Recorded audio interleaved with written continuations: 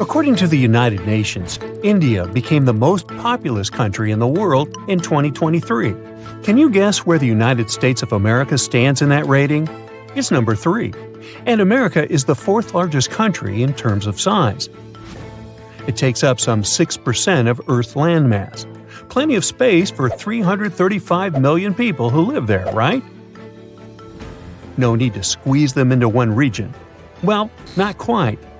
The population of the U.S. is distributed pretty unevenly. Let's draw a line right through the middle of the country. It'll run from North Dakota in the north to Texas in the south. Once you input census data and do some math, astounding figures appear. 80% of the U.S. population lives east of the imaginary line. The remaining 20% live to the west. That's just 1 in 5 Americans. We're talking about large metropolitan areas such as Los Angeles, San Diego, and San Francisco. You don't believe me? Just look at a satellite map of the U.S. at night. The right part is shining pretty bright, right? But why? Why is there such a huge imbalance in population? Simply put, history and geography. The East Coast is the place where the U.S. became independent in 1776. These are the original 13 colonies. Soon enough, settlers started spreading westward. One important milestone was the Louisiana Purchase. Today, this region is mostly what we call the Midwest. The area aligns nicely with the Mississippi watershed. Yup, this means plenty of fertile soil ideal for agriculture. But does this automatically mean a spike in population? The demographics of the U.S. reveal that a majority of its citizens live either on the east or the west coast. This leaves a large patch of land in the middle of the country virtually empty. People know it as America's underpopulated belt. The area stretches from the Canadian border in the north to Mexico in the south. The total surface area of this strip of land is 350,000 square miles. That's twice the size of California. One massive piece of land. In fact, this narrow strip accounts for 12% of the contiguous United States. That's the U.S. without Alaska and Hawaii. The belt runs north to south through 7 states, but its population makes up only 1% of the total number of people living in the United States. Now, this doesn't mean that the area is completely empty. It's still home to just over 3 million people. That's roughly the population of the island country of Jamaica. But there is room here for many more residents. Let's take the example of Nigeria. Its total land area is slightly bigger than the sparsely inhabited belt in America. But Nigeria's population is a huge 206 million people. This makes it the 7th most populated country on the planet. Impressive, right? But why isn't the American Midwest living up to its potential? Well, time for one last history lesson. I've already mentioned how the United States expanded from the East Coast to the West Coast. This doesn't mean that the West was lagging too far behind. Take, for example, the cities of San Francisco and Los Angeles. They were incorporated in 1850. That's just 13 years after Chicago. The following year, Portland, Oregon became incorporated. You get the picture. And then, in 1869, the United States completed building its first transcontinental railroad. In terms of transport, the country was unified. There is no historical reason strong enough to explain why so few people live in the center of the country. So now it's time for some interesting geography. If you look at the physical map of the United States, you'll notice that this belt lies in the Great Plains. As the name suggests, the area is flat, which should be ideal for large settlements. Well, not really. East of this region, there is a huge patch of the color brown. It's covered by mountains. But not just any mountains. These are the Rockies. The range is around 76 million years old. It has several peaks over 14,000 feet. And most of the Rockies are national parks, a vast nature reserve. But most importantly, the range plays a vital role in the region's climate. Ever heard of the rain shadow effect? Let me explain. Wet weather systems form over the Pacific Ocean. Then they travel east, where they meet the Rockies. Now the air has to go up over the mountains. This is where it cools down and condenses. The final result? A lot of rain and snow for the people living on or west of the range, and just a few drops east of it. When air from the Pacific finally reaches the Great Plains, it doesn't contain much moisture anymore. In fact, the weather system starts taking up moisture from the surrounding landscape. This creates an arid climate east of the Rocky Mountains. That's the exact location of the belt where so few Americans live. It's one of the driest parts of the country. So when settlers came in the 19th century, they were like, nah, I'll just continue west. Plus, there was the gold rush in California they were heading for. The climate in this part of the plains isn't great for agriculture, and huge fluctuations in air temperature don't help either. In a single day, temperatures can drop from 70 to 30 degrees Fahrenheit.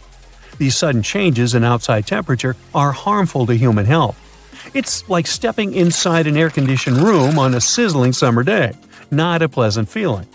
Southern California has a similarly dry climate, yet close to 40 million people live there.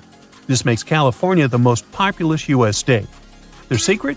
A vast network of irrigation canals and aqueducts, plus a share of water from the Colorado River. Summers in the Great Plains get very hot, while winters are extremely cold. The reason behind these wild weather patterns are polar winds. They get a piggyback ride along the ridges of the Rockies and then rapidly descend into the plains. A winter day in Wyoming, for example, can start pleasantly warm, but later in the afternoon, the temperature can easily drop below zero. You just wouldn't know how to dress, and you probably wouldn't want to relocate here. That's what 99% of Americans think too. Humans like to feel comfortable, so we choose to live in temperate climate zones. Places that are either too cold or too hot don't have a large population. Just look at the driest inhabited continent. You've guessed it correctly, it's Australia. Nearly 70% of the country is either arid or semi-arid. That's a subtle way of saying that it's a desert. That's why Australians are huddled in coastal areas. 90% of them live in big cities, such as Sydney, Melbourne, and Perth. The only exception is the capital, Canberra. They build it inland close to a water source. But Australia's interior is sparsely populated.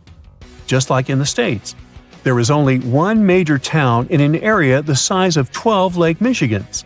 A huge shout-out to the residents of Alice Springs. They truly live in an oasis. And what about places with a temperate climate, like Europe? The population is evenly distributed here, right? Well, yes and no, depending on the country. In Germany, 77% of people live in urban areas. They have plenty of major cities to choose from. Berlin, Hamburg, Munich, and Köln all have over 1 million residents. But let's look at neighboring France.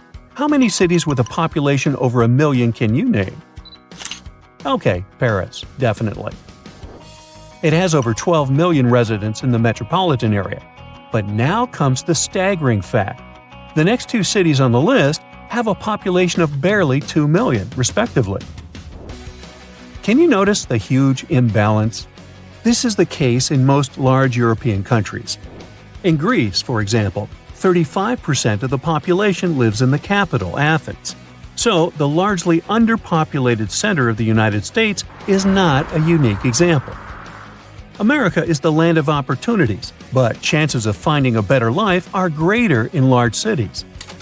The country's top 100 metropolitan areas account for at least 3/4 of the nation's GDP, and most of them are located on the east and the west coasts. There are no cities with over 1 million residents in America's underpopulated belt. The floor is lava. Haha, just kidding. But honestly, it's kind of falling apart. You might not feel it yet, but a huge part of North America has already lost 37 miles worth of rock from its foundation. And no, this isn't about earthquakes or giant sinkholes. It's about the continent losing pieces of the very thing that keeps the ground from wobbling around like a bad carnival ride. A team of researchers has just dropped a geological bombshell. Part of North America's ground is thinning out like a very sad, very slow ice cream drip. How do they know? They basically gave Earth a high-tech full-body MRI and created 3D maps showing how rocks once considered indestructible are now melting away into the planet's guts, like an upside-down cheese pizza inside an oven. But to really understand this mess, you first have to meet my old friends, cratons. Cratons are like the roots of the continents. They're thick, tough, and ancient. We're talking billions of years old. These bad boys survived meteor impacts, supervolcanoes, and even the tectonic movement of plates. If the plates got into fistfights, for example, you can bet we would see mountain ranges being born. If they got a divorce, drifting apart from each other, then a whole new ocean would be born. All of these things leave scars on the surface of Earth, but the cratons seem to always remain unfazed, like the cockroaches of geology. And since a craton can basically get punched in the face and feel nothing, scientists always assumed these things were nearly indestructible. But then, a group of researchers took their fancy machines to the test and realized that, wait, the cratons are falling apart? How? Enter the Farallon Plate, a really ancient tectonic plate that started to slide under North America's major plate over 100 million years ago. This is a pretty normal process, actually. It's called subduction, and it's how Earth recycles rocks and keeps itself from overheating. This subduction thing has been happening for so long that, by now, the Farallon is almost 400 miles away from the craton, sitting pretty chill at the lower mantle, weirdly close to the outer core of our planet. But the Farallon has been causing trouble, like that one roommate who moved out but keeps leaving weird stuff in the fridge. You see, as it sinks, it tugs on the bottom of North America's foundation, stretching it out and causing pieces to fall off into the deep mantle.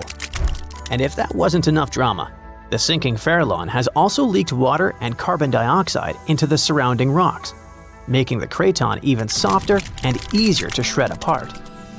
Thanks, Farallon. Very cool of you. By studying hundreds of earthquakes across thousands of monitoring stations, scientists have confirmed the story. Big chunks of continental material are dripping downward, thinning the craton by as much as 37 miles. That's more missing rocks than can fit into a milk carton. Sounds dramatic, right? But don't worry. This is happening at a snail's pace. It'll take millions of years for anything noticeable to happen. Your great-great-great-great few grandkids from the distant future might still be standing on solid ground. But don't get too comfy.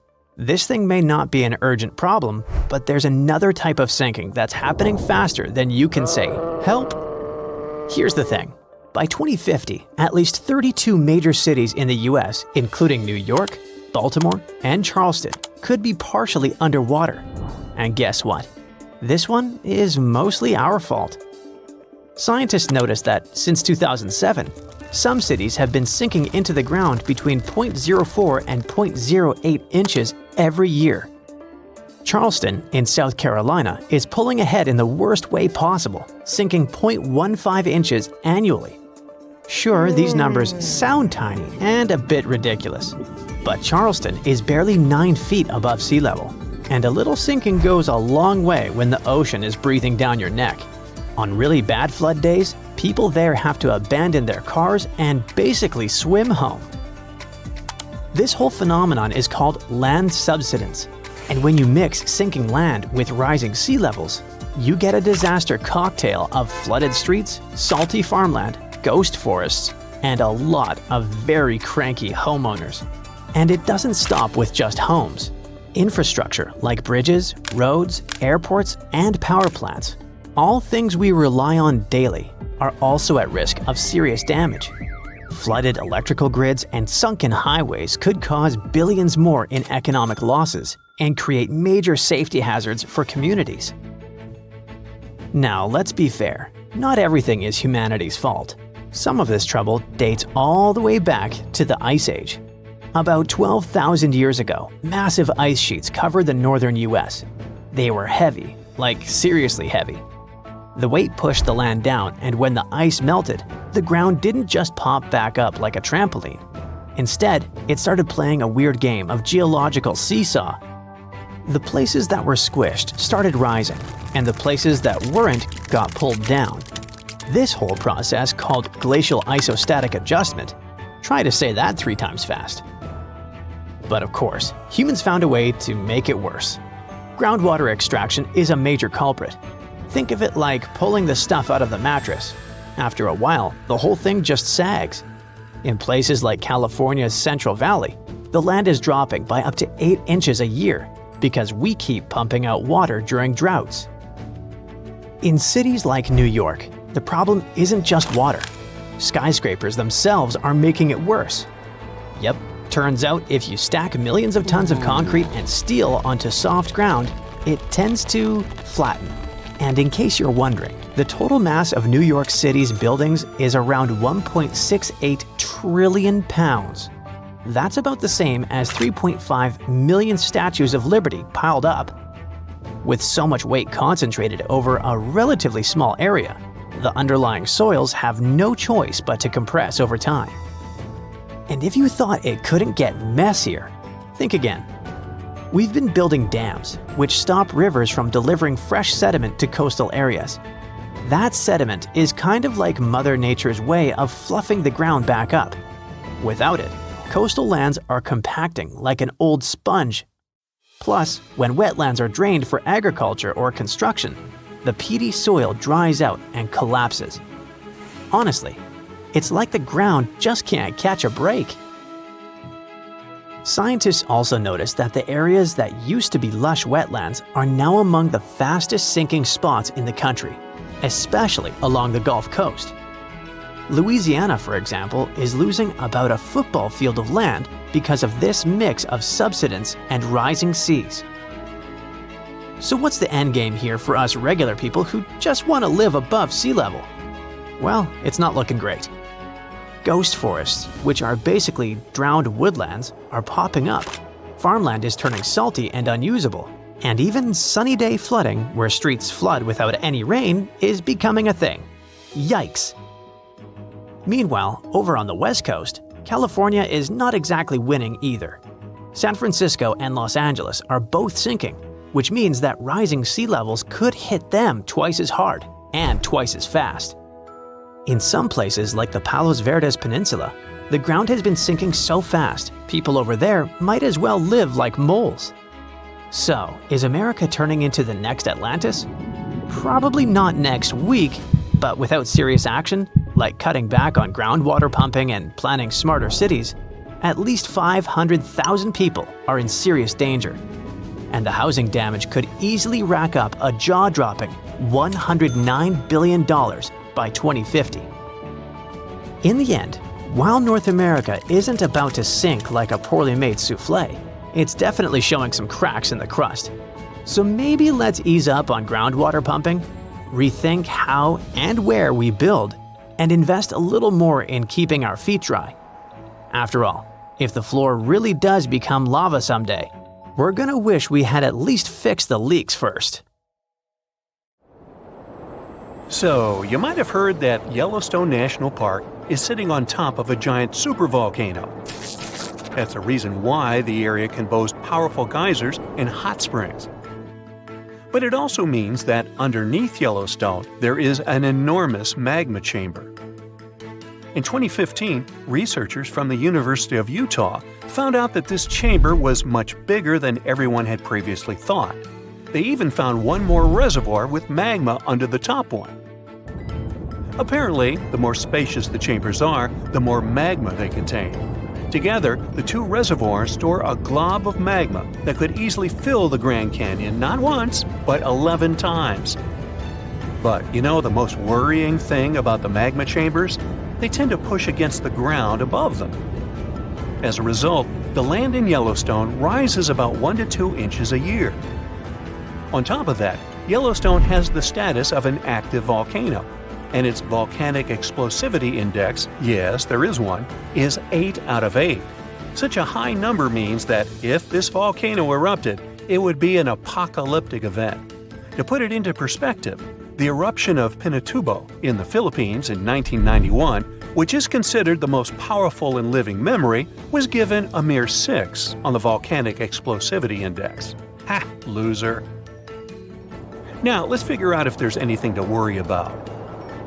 In March 2023, the University of Utah seismograph stations recorded 354 earthquakes in the entire region of Yellowstone National Park. Sounds like a lot.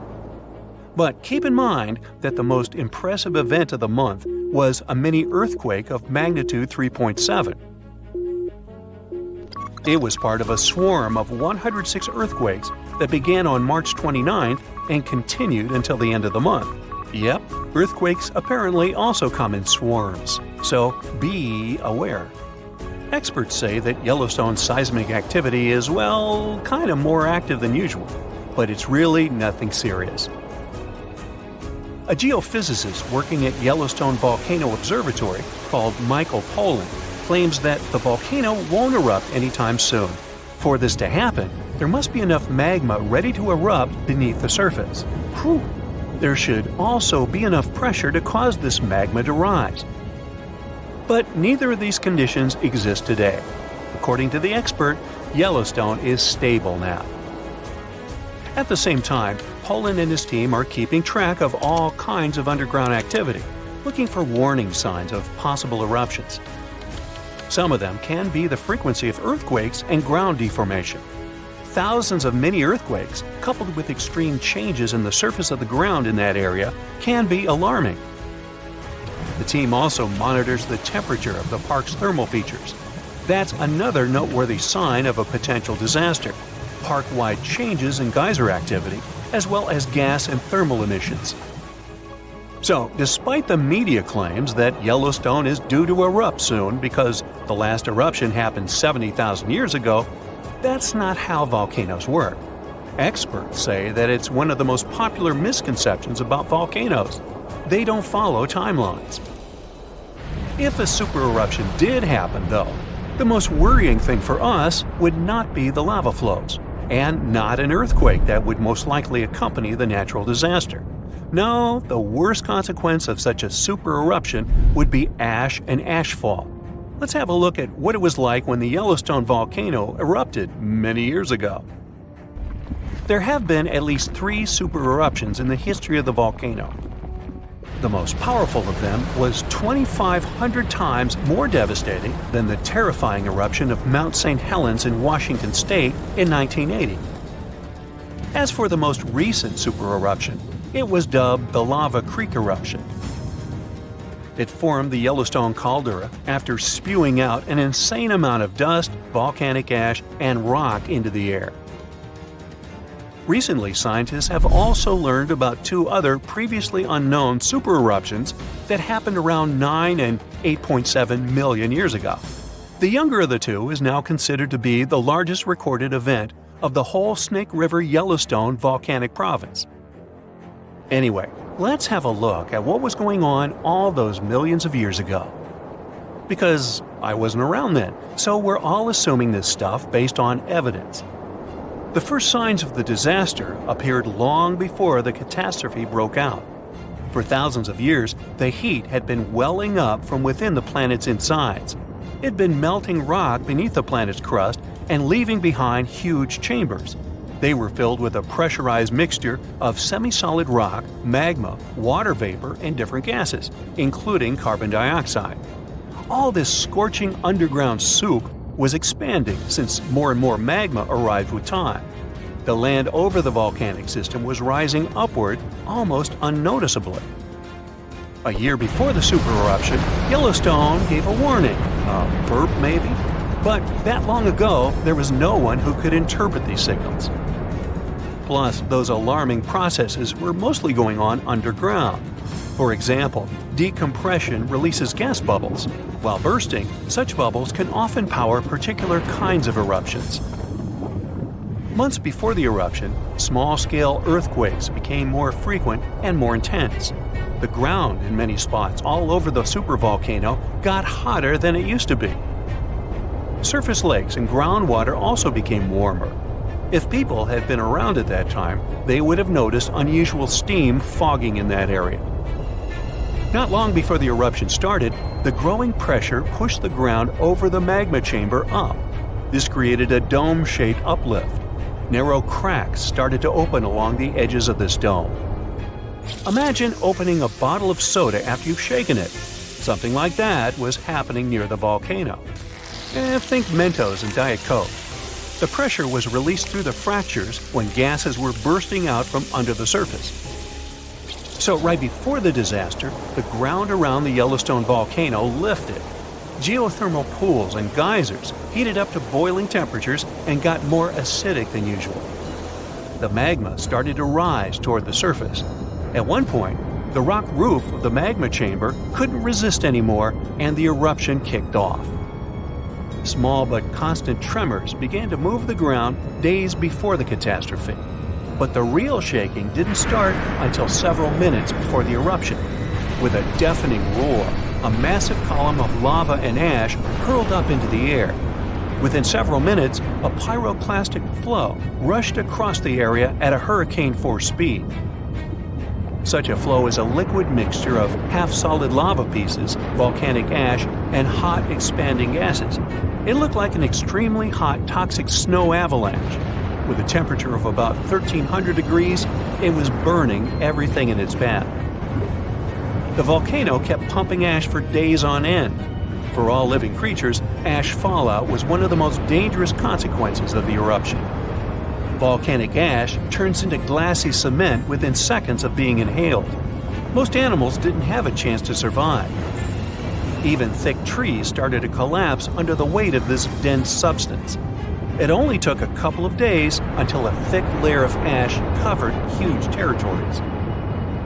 After the ash got into the stratosphere, the temperatures all over the world started to drop.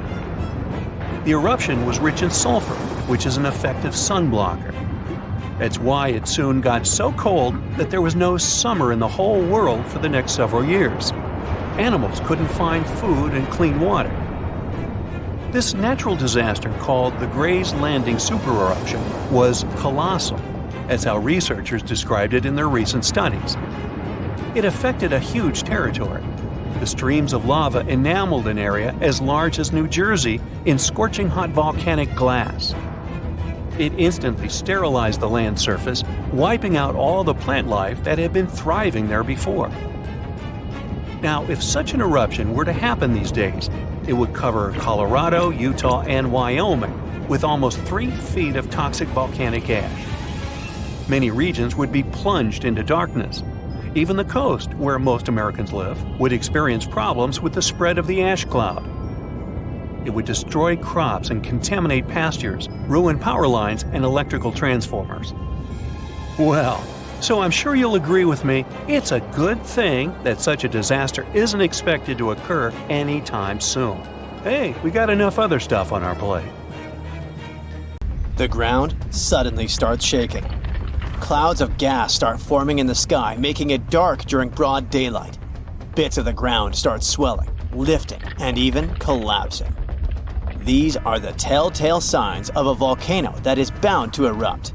And this is what could easily happen again with Mount Spur. It's only about 75 miles from Anchorage, one of Alaska's busiest cities. More than half of the population of the northernmost state of the US live there. There's also a huge amount of air cargo that passes through its international airport daily. So anytime a volcano this close to such a vital hub begins to get restless, people start paying attention. Just FYI, approximately 350 million people in the world live within the danger range of an active volcano. That means that around 1 out of 20 people live in an area at risk of volcanic activity. Alaskans probably wish that Spur's reawakening was fiction, but it's actually true. The Alaska Volcano Observatory picked up on several of these "I'm about to erupt" signs from Mount Spur. So much so that they raised the alert level to yellow, which means unrest above normal background levels. Spur erupted twice in the 90s, and it was pretty intense. If we were ranking volcanic eruptions on a scale from 1 to 10, these eruptions would rank a 6 or 7. Not that terrible, but still worth 10 to 17 million in damages. However, these numbers are nothing compared to Alaska's 1988 Redoubt eruption. another volcano that erupted and summed up a staggering $345 million in damages. Mainly because its ashes hit aircraft engines, such as the KLM 747 that lost power after all its engines went off due to the ashes. If people weren't paying attention to Alaska's unstable geology before that, well, they surely started to after it. When you think of the hazards of volcanic activity, the first thing that might possibly pop in your mind is Pompeii, Italy. Of course, that's the worst-case scenario, a city being engulfed by lava. Spur may seem innocent compared to Vesuvio, but it still took its toll. The last time it erupted in the 90s, and it threw volcanic aerosols over 60,000 feet into the atmosphere. Let's get our science straight here. Think of volcanic aerosols like liquid particles that are released into the atmosphere during an eruption. These particles are usually created when gases from a volcano, such as sulfur dioxide, combine with water and other particles that exist in our atmosphere. These aerosols can actually cool the Earth's surface since they reflect sunlight directly back into space. And that's not the worst part. It can stay in the atmosphere for several years after an eruption, causing lots of health issues. The eruption unleashed blazing fast avalanches of hot gas and ash called pyroclastic flows, along with thick, muddy floods known as lahars. Oh, and there were also the massive volcanic boulders. These rock chunks were huge, some over 3 feet long, and they blasted out from the volcano like nature's cannonballs, landing more than 6 miles away. All that volcanic heat melted part of a nearby glacier, kicking off debris flows that dammed up the Chakachatna River and created a whole new lake along the valley. Some good came out of Spur's first eruption, though. The main lesson was, volcanic monitoring pays off.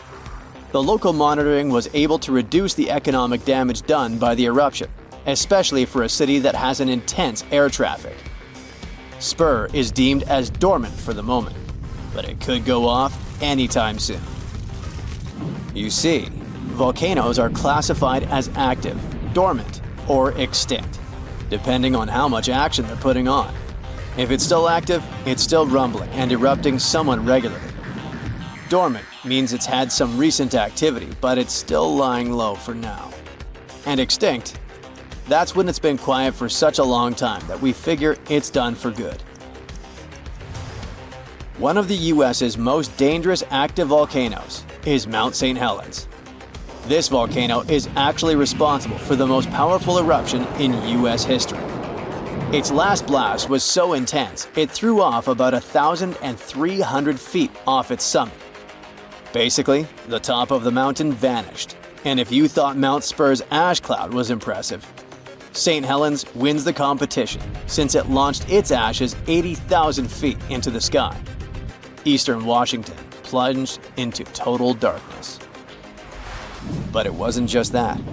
In a matter of 3 minutes, the eruption hurled 3.7 billion cubic yards of blazing rock and dust, enough to fill 1 million Olympic-sized pools across 230 square miles of lush forest. Actually, the earthquakes that anticipated the eruption started weeks before May 18, 1980.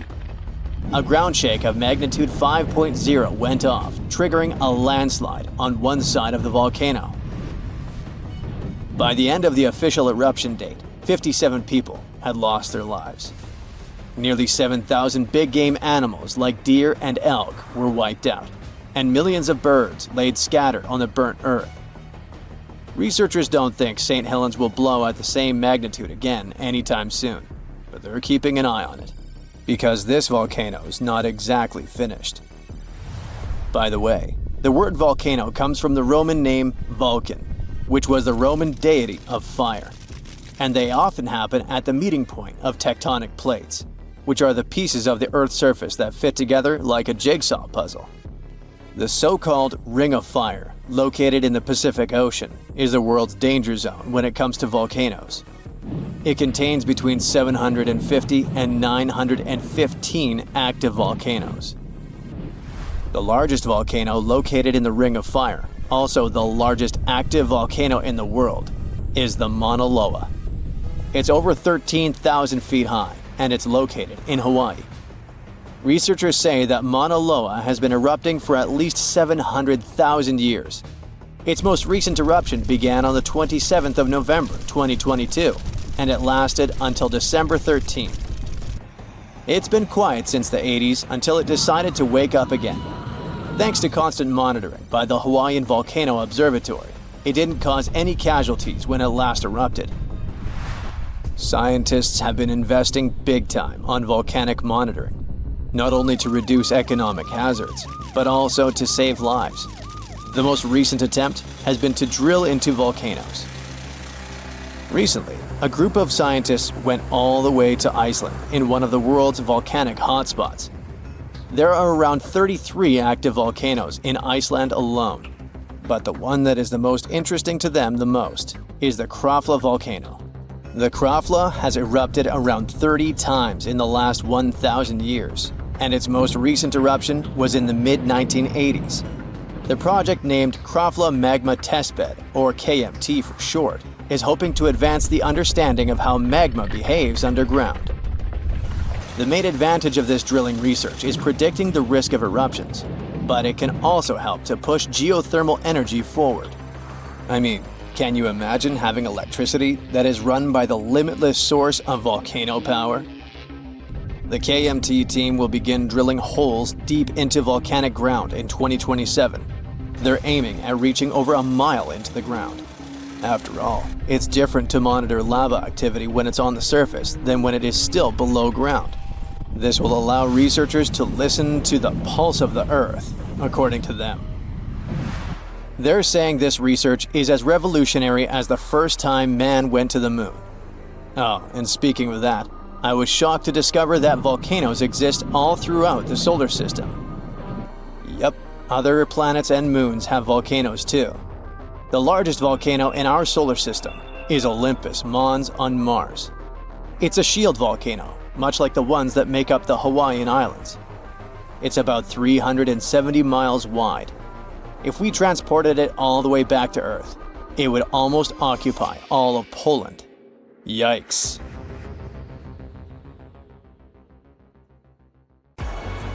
You're on a ship when you notice some water foaming nearby. It looks as if a huge vessel just sunk there, but you don't see any debris. Steam is rising over the water, and large bubbles appear on the surface. In a couple of minutes, you see a small piece of land appear right in front of your eyes. It's releasing flames and lava. Millions of gallons of water evaporate in the mouth of the volcano. Frightened, you get away from this place. For the next 3 years, the small island covered with volcanoes will slowly be emerging from the water. Every day, it'll erupt and fill the sky with black ash. When the ash settles, it'll get mixed with the water and form the shore. This eruption lasted 3 years, and finally, by 1967, the island of Surtsey on the southern coast of Iceland was fully formed. Surtsey is one of the few islands that have emerged from the depths to the surface of the sea. But it's almost impossible to get here. The island has a unique ecological system, and scientists want to find out how it's going to develop without human influence. Only a few people from all over the world have permission to walk around on the island.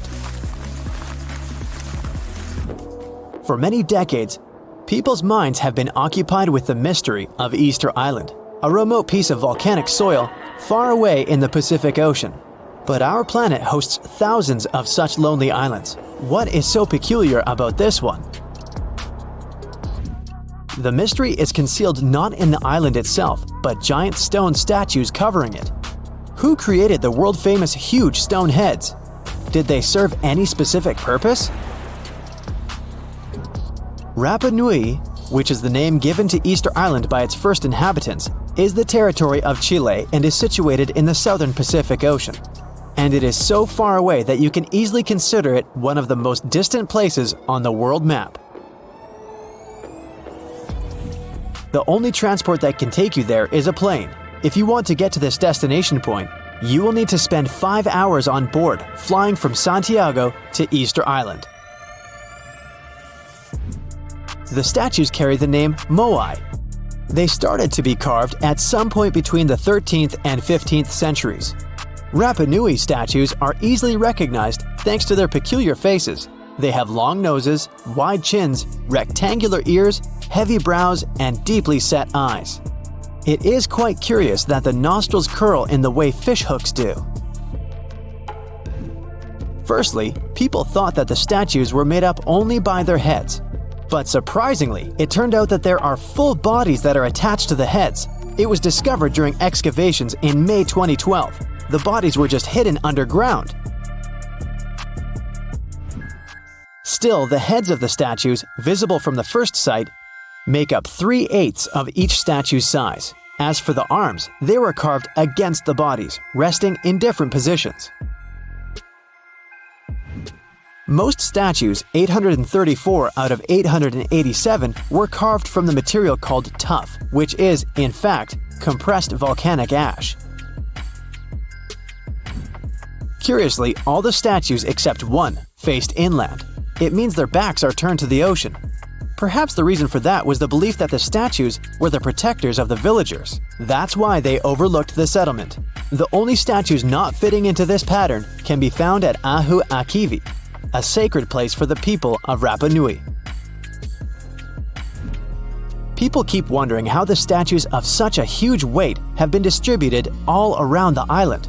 What's more, in 1722, visitors found a small local population between 1,500 and 3,000 people. How could it correlate with the hundreds of statues on the island? The mystery surrounding the way Rapa Nui people could move the statues challenged the researchers, not letting them back off. In the 1980s, some of them decided to recreate a statue and check the possibility of moving it around. Several decades passed, and another group of American scientists proved that the islanders could tie ropes encircling the huge statues and move them with a walking motion. They backed up their theory with practice, moving a full-size replica using this method. Actually, their idea can explain why Rapa Nui folklore states that the statues were walking with the help of magic. It explains the way the statues were transported to their designated places. Our next stop is Brazil, far from the center of Sao Paulo. That's where you can find an island that's almost impossible to get to, but if you succeed, you're unlikely to leave it. It's called Snake Island. There's no other place on the planet with such a high concentration of snakes. They are the only owners of the island, since no other animals can survive among them. The golden lancehead. They are one of the most venomous species in the world. Their venom is very powerful and fast-acting. If you let this reptile bite a raw piece of meat, the place around the bite will start to melt. Count me out. Imagine you're on this island and the snakes don't bite you. The most interesting thing you can find there is an old lighthouse. It's hidden in the dense foliage of trees. People lived on the island a long time ago. Rumor has it that the last keepers were in the lighthouse when the snakes broke in. No one has lived there ever since. How these unique snakes appeared on the island is still a mystery. The most popular legend claims that a pirate came there a long time ago. He hid a treasure somewhere on the island.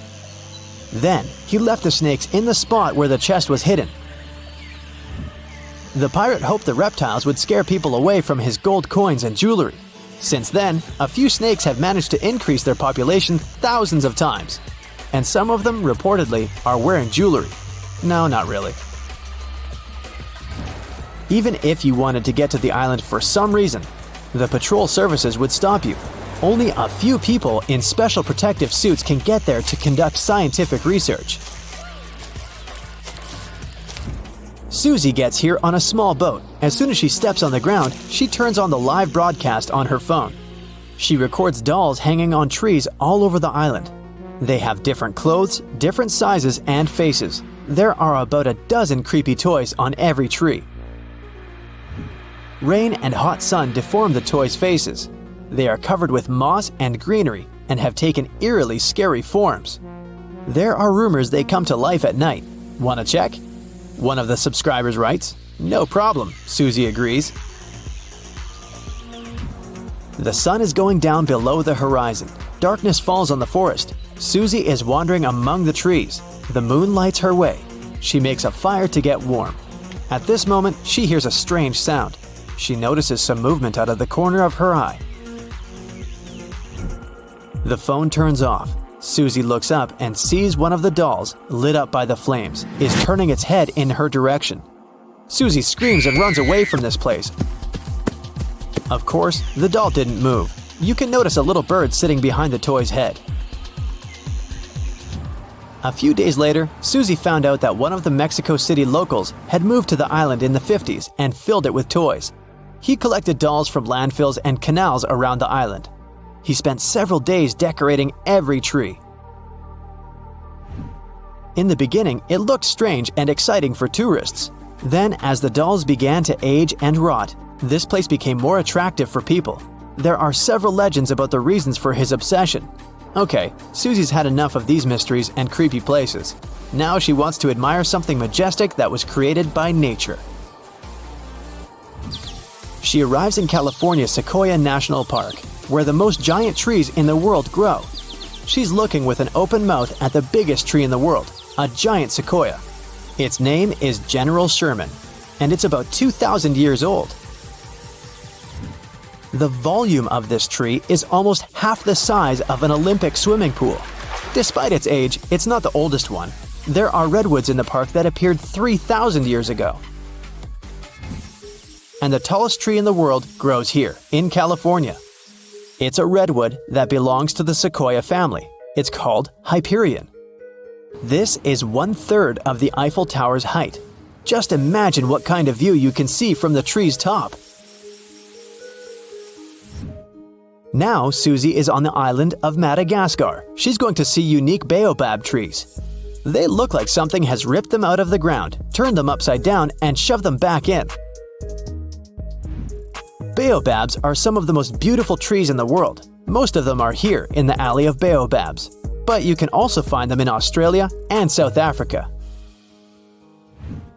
Their tree trunks resemble sponges. They expand and absorb moisture during the rainy season. Elephants like to drink it. They tear off and chew the trunk's parts to quench their thirst. At night, flowers bloom on the baobabs. They smell like sour milk and attract bats. But the most interesting thing is that the baobab doesn't dry out and doesn't fall like other trees after the end of its life. It crumbles, settles, and leaves a pile of pieces on the ground. Now, history teaches us that the supercontinent existed a long time ago, around 300 to 273 million years back. At that time, all the continents on Earth were buddies and hanging out together. They formed an amazing crew called Pangaea, or Pangaea if you're feeling fancy. The name comes from a Greek word which means all the earth. Pangaea also had a massive water neighbor called Panthalassa. So our entire world was a huge piece of land surrounded by a huge piece of ocean. The megacontinent looked like a giant sea, stretching between the tippy top and bottom of our planet. But as stories go, things changed. About 200 million years ago, in the early Jurassic epoch, like dinosaur times, Pangaea decided to throw a breakaway party. Forget about the old ideas of continents just drifting around like big icebergs. It split up into smaller chunks, forming the continents we know today. Oh, and it created the Atlantic and Indian Oceans as a bonus. Pangaea's tale was first told by a German weather expert named Alfred Wegener in 1912. But how did he learn about something that happened so long ago? Imagine the Earth's core as a big, cozy fireplace, giving off heat. This heat creates special swirling currents in the Earth's outer shell. We can think of it as the Earth's crust, which looks like a big puzzle with many puzzle pieces. The hot currents make these puzzle pieces, called crustal plates, move around. Sometimes they push apart, sometimes they crash into each other, and sometimes they slide past one another. It's like a fantastic dance party that goes on beneath our feet. One day, Wegener looked at the shapes of the continents and thought that, hey, those coastlines of South America and Africa kind of fit together. And they really did. So he imagined that way back, all of the continents hung out together as one big landmass. But he couldn't just go and say that without any proof. So, how do we know Pangaea really was a thing? Well, there are some clues that brought us to this amazing discovery. One clue is like when you put a puzzle together and the pieces fit just right. Take a look at the shapes of today's continents. You'll notice that they could fit together almost like a perfect match. Obviously, their shapes changed over time. It happened millions of years ago, and since then, the shores of continents have been washed by waters for years. But even so, we can still see how well they fit together. Another clue comes from checking out fossils. We know that ancient animals left a lot of fossils behind. That's how we learned their history and what species there were. But when scientists compared fossils found on different continents, they found something interesting. These fossils look similar. Surprisingly, they belong to the same groups of animals, even though they were far apart. It's not like these animals could swim across the ocean on their four paws. And it's unlikely that this particular type of animal originated in two places at the same time. And finally, the mountains. Imagine exploring underwater and finding huge mountains in the oceans. These underwater ranges and deep trenches are like scars from when Earth's tectonic plates moved around. They serve as another proof that the continents are part of something bigger. When you look at these things together, you get a pretty clear picture. The Earth's continents were once huddled together in the supercontinent. They've since gone their separate ways, but the memories of their grand adventure are still written in the shapes of coastlines, the rocks they left behind, and many more. But it's obvious to us now. At the time of Wegener's discovery, there were different ideas flying around. Some folks thought that the continents sank down to make the oceans, but Wegener had a different take. He thought that the continents are always on the move. He even came up with a fancy phrase, continental drift, to explain it. Later, he was joined by another scientist named Alexander du Toit. He added a little twist to the story, suggesting there were two original continents, Laurasia in the north and Gondwana in the south.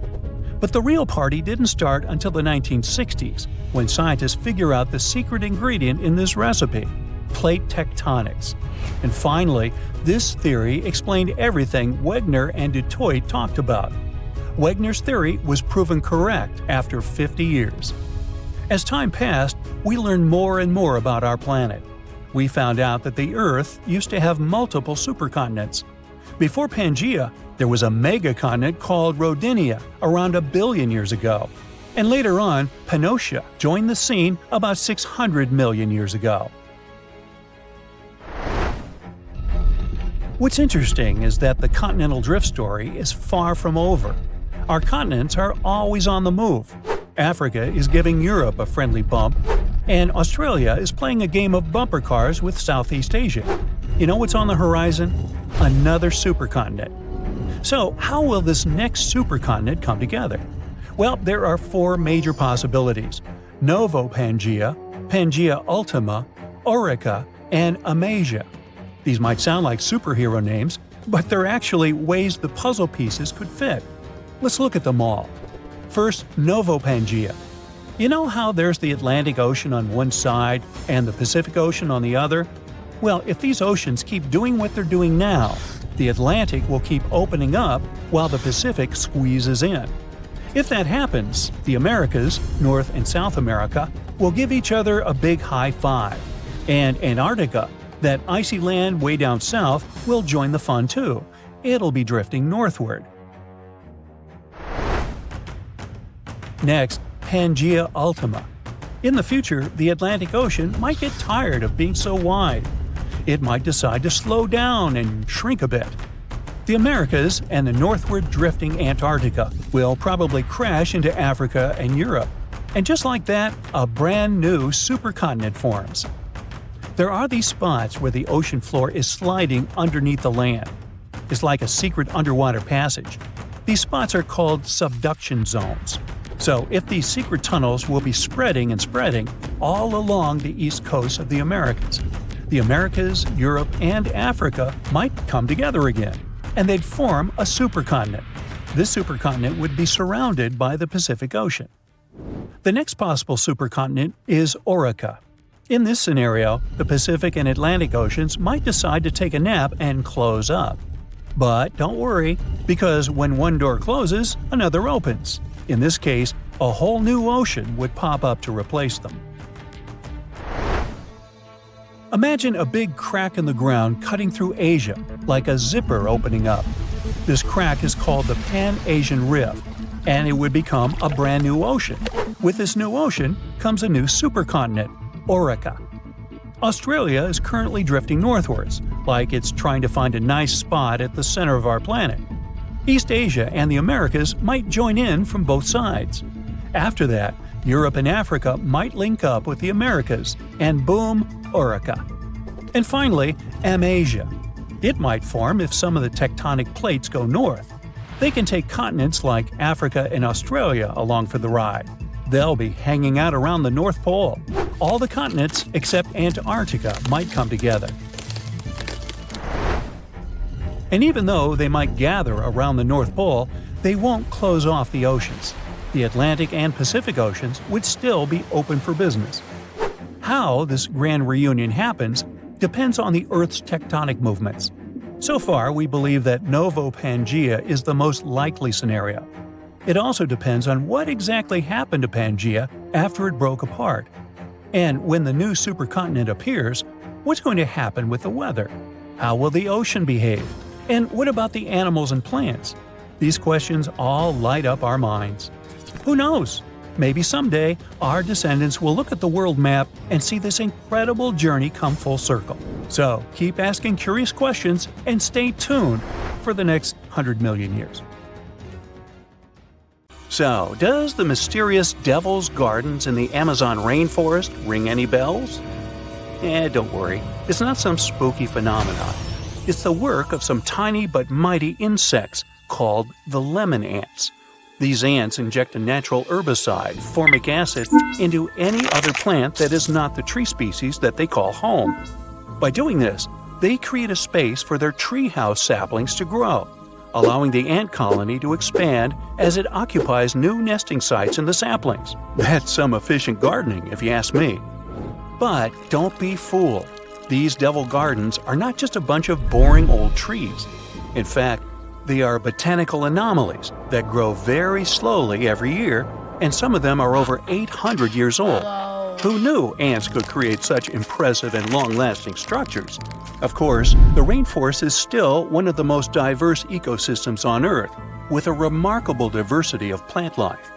But it's fascinating to see the control ants can have over their environment, creating single-species structures in such a complex ecosystem. But where does the name Devil's Garden come from? We know ants are to blame, but is there something else hiding in the Amazon rainforest? Well, picture this. You're strolling along, taking in the lush foliage, when suddenly you stumble upon a clearing. But wait, there's something strange about this patch of land. There's no vegetation, just a handful of trees standing alone in the dirt. What's going on here?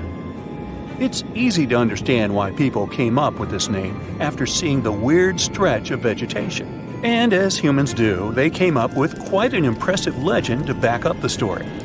It was said that the inhabitant of this eerie oasis was a shape-shifting evil spirit, like me. Just kidding. This little guy may have looked like a misshapen person walking on one hoof and one human foot. But don't be fooled. He supposedly had a whole bag of tricks up his sleeve, including the ability to transform into someone you know and lead you down the path to doom. Hey, it's just a myth, but you have to admit it was quite convincing, right? Clever landscaping ants aside, there are a lot of unsolved mysteries hidden in the Amazon rainforest, like its unusual geoglyphs, for example. Humans have been getting creative with the Earth's surface for ages. Geoglyphs are just one of the many ways we've left our mark on this planet. Basically, we take some sand or stones, move them around a bit, and voila! We've got ourselves a funky design that pops against the backdrop of the ground. A new study found that the area was home to up to 1 million people before Columbus first arrived in the New World back in 1492. That's a lot of people, and they left behind some pretty cool stuff. The Amazon rainforest is already amazing, with 1 in 10 known species in the world living there, and 1 in 5 of Earth's birds. But did you know that over the past few decades, archaeologists have discovered evidence of numerous large complex societies that may have inhabited Amazonia? It turns out that the Amazon rainforest was not just a pristine wilderness, but a hub of human activity as well. These South American geoglyphs are particularly interesting. They're these huge structures that combine square, circular, and hexagonal shapes. Archaeologists have found very few remains of habitation inside the enclosures, which suggests they were not settlements. Instead, the most likely explanation is that they were used for ceremonial gatherings. The exact function of these structures is still a mystery, though. To find out how widespread human settlements were in the Amazon, scientists focus on the basin of the upper reaches of the Tapias River, a major tributary of the Amazon. Using satellite images, they discovered 81 new archaeological sites in the upper Tapias Basin, with a total of 104 earthworks. That means there is no gap in the network of earthworks spanning across Amazonia's southern rim. When researchers conducted ground surveys of 24 of these sites, they found evidence that the sites they visited were once inhabited. These sites dated from 1250 to 1500 CE and ranged from about 100 to 1300 feet wide.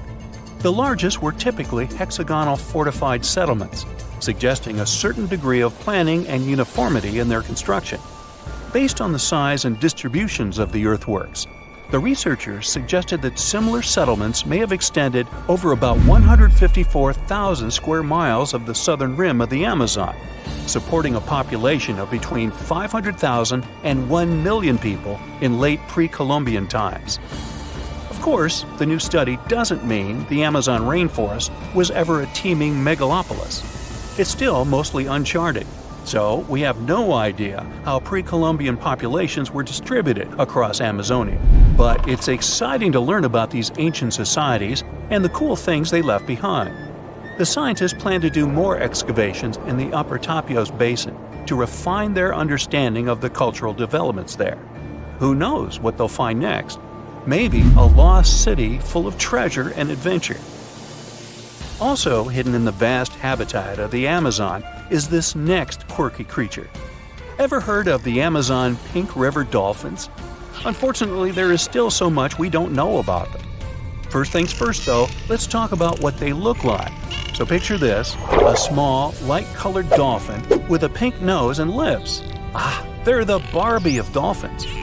Aside from that, they look like regular dolphins with plump bodies, bulbous foreheads, skinny snouts, chubby cheeks, and small eyes. They can be found in countries like Bolivia, Brazil, Colombia, and Peru. They're also the only species of river dolphin found in the Amazon River. Unfortunately, these little guys are officially critically endangered species, so there are not many specimens available that scientists can study. No other name is more famous when it comes to exploring the Amazon rainforest than that of Percy Fawcett. He dedicated his life to exploring the area in search of a lost city, and not just any city, but an ancient, mysterious city that he called Z. Sounds like something straight out of an Indiana Jones movie, right? Percy was born in England in 1867 and had quite a career before he started exploring. But he didn't let his profession hold him back from following his dreams of exploring South America.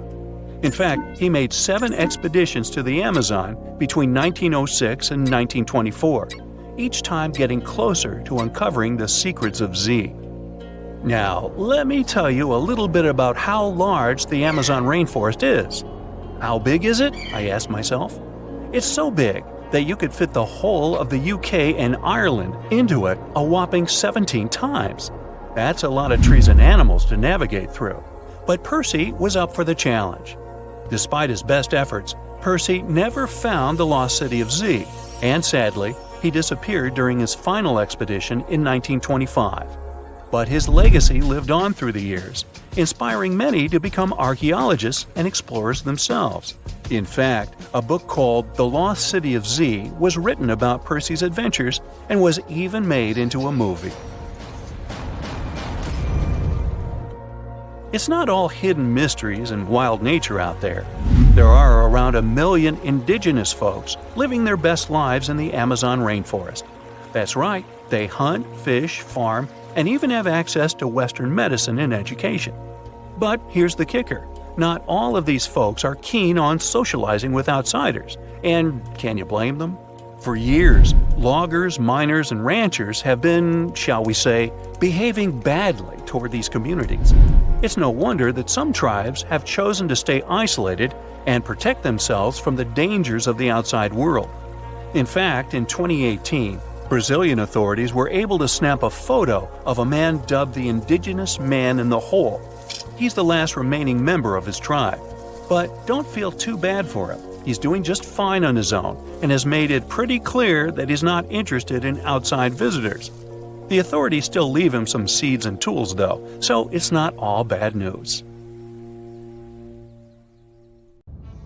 The snowpack over your head splits in two right in front of your eyes and starts tumbling down in the frozen slope to its resting place far, far below. Anything in its way is crushed under the immense mass of snow and debris. You're witnessing an avalanche, one of the most dangerous natural disasters. But what if I tell you about another kind of avalanche, no less blood-chilling than the mountain one? And the most bizarre thing about it is that it occurs underwater. Underwater avalanches are powerful and disastrous natural phenomena, often much more dangerous than land ones. They have the potential to wreak havoc on the entire planet, leading to catastrophic consequences. The most alarming thing? They occur all the time under the surface of the ocean, impossible to see, predict, and extremely difficult to measure. Such avalanches can get 100 times larger than land ones, and they pose a great risk to the world's communications, capable of leaving the entire planet without the internet. But we'll talk about it a bit later. First, let's go 60,000 years back into the past. We're near the northwest coast of Africa, ready to witness the colossal scale and devastating impact of a ginormous underwater avalanche. It started as a quite small underwater landslide in the Agadir Canyon. At first, it was just 0.35 cubic miles of material, but in no time, this mass increased more than 100 times in size while traveling across the Atlantic Ocean floor. As the avalanche sped up and grew, it picked up gravel, sand, rocks, and mud. It carved a devastating path through one of the world's largest submarine canyons, wiping out all forms of animal and plant life on its way. The disastrous flow was so powerful that it literally eroded a 250-mile stretch of the canyon, cutting hundreds of feet into its sides and damaging a total area of 1,740 square miles. That's the area of more than 3.5 New York cities. As for the force of the flow, it was so immense that it propelled massive boulders up the canyon walls to heights of up to 430 feet. Before scientists discovered the evidence of this catastrophic event, they had seriously underestimated the scale of destruction caused by submarine avalanches. By the way, these devastating catastrophes can start not only far away in the ocean, but also at estuaries.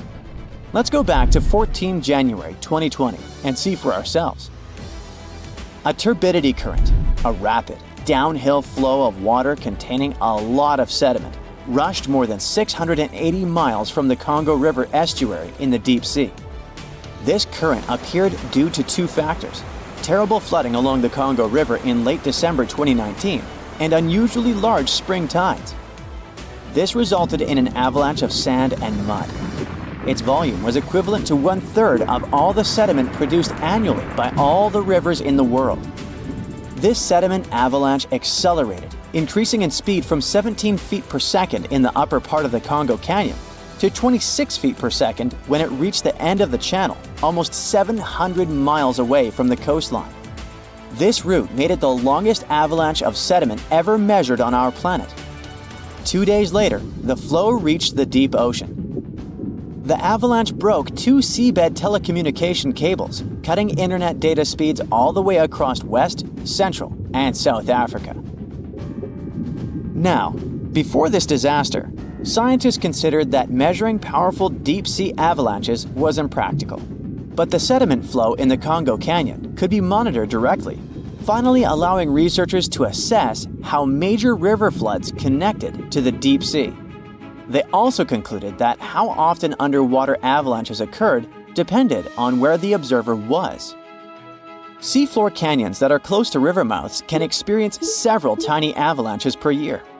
Other systems, far from river discharges like the Agadir Canyon, can only have one monster of an avalanche every 10,000 years or so.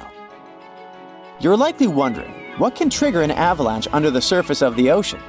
Well, earthquakes, typhoons, high tides, river floods, and even volcanic eruptions. And due to our changing climate, such events become more and more frequent and intense. At the same time, these triggers don't mean that an avalanche is bound to happen, nor do they relate to the scale of the event. See for yourself. In 1755, a powerful earthquake hit the coast of Portugal, wiping out large parts of Lisbon. Tens of thousands of people lost their lives during that disaster, but it only triggered a tiny underwater avalanche. And in 1929, a large earthquake off the coast of Newfoundland, Canada, triggered the largest underwater avalanche ever recorded. The flow traveled at a speed of 42 miles per hour, carrying boulders, sand, and mud. It snapped 11 seabed cables on its journey downhill. The avalanche was so powerful, it produced a tsunami that claimed the lives of 28 people along the coastline. Now, submarine avalanches are totally invisible because they happen deep under the ocean surface, which makes them extremely hard to study. But we must find a way because these flows are super important. They transport sediments, nutrients, and even pollutants across the ocean floor. So, a research team from Liverpool decided to unravel this mystery. Over the last 40 years, they've collected more than 300 samples from the ocean floor. Combined with seismic and bathymetric data, which is a fancy word for ocean mapping, they managed to reconstruct a massive submarine avalanche. It was the first time an underwater avalanche of this size was mapped out. An even cooler thing, the event itself started off pretty modestly, but it quickly evolved into a colossal avalanche that grew to more than 650 feet tall. To put that into perspective, imagine a skyscraper-sized avalanche zooming from Liverpool to London, cutting a trench 100 feet deep and 9 miles wide. Then it spread out over an area bigger than the UK, covering it with several feet of sand and mud. That's like burying a whole country.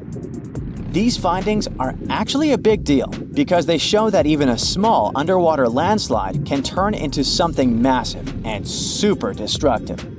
But that's not the worst. Think about undersea internet cables, which are essential for global communication. There are more than 550 active seafloor cables around the world. Their combined length is a whopping 870,000 miles. That's enough to wrap around our planet 35 times. When a submarine avalanche breaks seafloor cables, the effects are usually super expensive and devastating. For example, in 2006, an earthquake in Taiwan triggered underwater avalanches that cut loads of seafloor cables connecting Southeast Asia with the rest of the world. The largest internet operator in China had a 90% loss of traffic to the USA at the peak of the event. As for Taiwan itself, it experienced between 74 to 100% loss in traffic to neighboring islands. So now you probably get why we need to learn more about this natural phenomenon.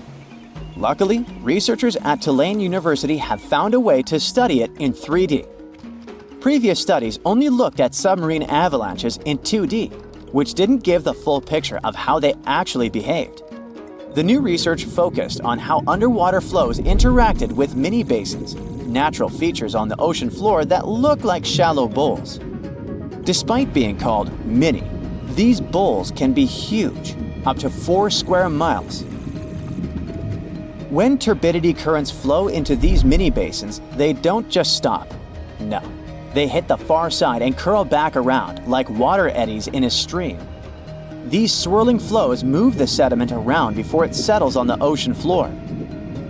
The size of the mini-basin and the speed of the flow can change how the current behaves. If the basin is big and the current is slow, it starts to fill up with sediment. But if you crank up the flow speed or shrink the basin, the current starts to overflow, spilling over the basin.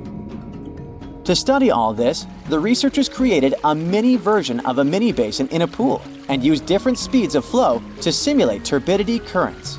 They even made their own sediment mixtures to see how different sizes of particles would behave. In the end, they managed to mimic real-life ocean conditions, but on a smaller, manageable scale. Pretty cool, huh? There's an old volcano in Bolivia called Uturuncu. It hasn't erupted in about 250,000 years, so you may think that's the end of its story. But recently, it has started to act a little strangely. At the moment, it resembles a zombie that's waking up from a long nap. Uh-oh, is that kind of apocalypse nearing? Uturuncu is a huge mountain in the Andes that's almost 20,000 feet tall. It's called a stratovolcano, which means it's big, steep, and cone-shaped. These kinds of volcanoes are made from layers of lava, ash, and rocks. They can have terrifying, powerful, explosive eruptions because their lava is thick and traps gas inside. Think of it like a shaken-up soda that's ready to burst. Famous ones like Mount Vesuvius are just like Uturuncu. And do you remember about the tragic fate of Pompeii, completely destroyed during the eruption of Mount Vesuvius? Does something similar await Bolivia? Even though Uturuncu has been quiet for a long time, scientists have noticed that it's been letting out gas, rumbling with small earthquakes, and even making the ground around it bulge, kind of like it's stretching. So, people started wondering if it was getting ready to erupt again. Scientists decided to take a closer look at this situation and found out that liquid and gas moving around under the volcano is causing all this activity. It doesn't mean the volcano is definitely going to erupt, but it helps explain why it still seems alive. Let's dive into details. Since the 1990s, scientists have been using satellites and GPS to keep an eye on the ground around the Uturuncu volcano. At one point, they noticed something weird. The ground was rising in the middle and sinking around the edges, kind of like a sombrero hat. The middle part has been slowly going up for at least 50 years, by about 0.4 inches a year. It doesn't sound like a lot, but hold on. This strange shape, along with lots of tiny earthquakes and gas like carbon dioxide coming out of the volcano, made scientists think that there might be a giant blob of magma growing under the mountain. If that were true, it could mean only one scary thing. The volcano could be getting ready to erupt. Uturuncu sits on top of a huge underground pool of magma called the Altiplano Puna magma body. This pool is really big and really deep, stretching under parts of Bolivia, Chile, and Argentina. Scientists thought that magma from the APMB might be rising and collecting near the surface, which could lead to an eruption. But now, after studying more than 1,700 earthquakes and checking the rocks around the volcano, scientists have a new idea. Apparently, it's not magma rising up. Instead, hot fluids and gases are traveling up from the APMB through a narrow path shaped like a chimney. These gases, like steam and CO2, can get trapped under the top of the volcano, while salty water, brine, spreads out sideways into tiny cracks in the rocks. This moving gas and water can make the ground rise and fall and cause small quakes, without any magma getting close to the surface. So the good news is, Uturuncu probably isn't about to erupt. If it did happen, it would cause serious damage to nearby communities and even pose a threat to human lives. Lava flows could reach towns tens of miles away from the volcano, and volcanic ash could even spread across Bolivia, Argentina, and Chile. Luckily, even though the volcano is still alive and rumbling, it's not as dangerous as scientists once thought. This discovery might help scientists figure out if other volcanoes around the world are getting ready to erupt. Now, let's visit Alaska, where according to researchers, Mount Spur might erupt soon. It's letting out strange amounts of volcanic gases from the top and side vent, the very vent that last erupted in 1992. If it erupts again, it could cause problems for airplanes flying nearby and might send ash falling from the sky. The good news is that nobody lives close to it, so people are safe for now. But even though Mount Spur isn't super dangerous, there are other volcanoes around the world that could be really destructive. One of those is Campi Flegrei, a giant volcano system near the city of Naples. Instead of one big mountain, it has 24 craters spread across the area. It last erupted in 1538, but its biggest eruption happened about 40,000 years ago.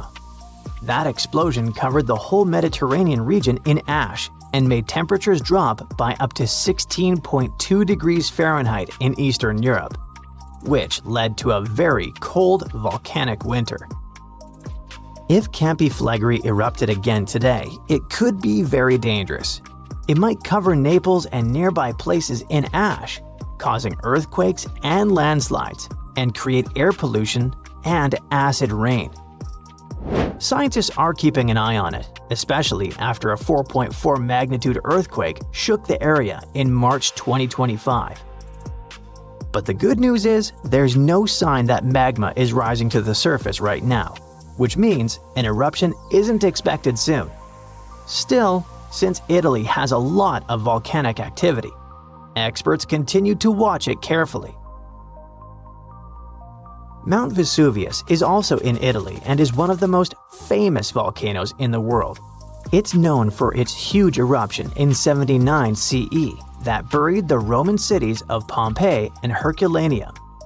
The last time the volcano erupted was in 1944. Today, Vesuvius is even more dangerous because over 3 million people live near it. Around 700,000 people are living illegally right on its slopes, which puts them even more at risk.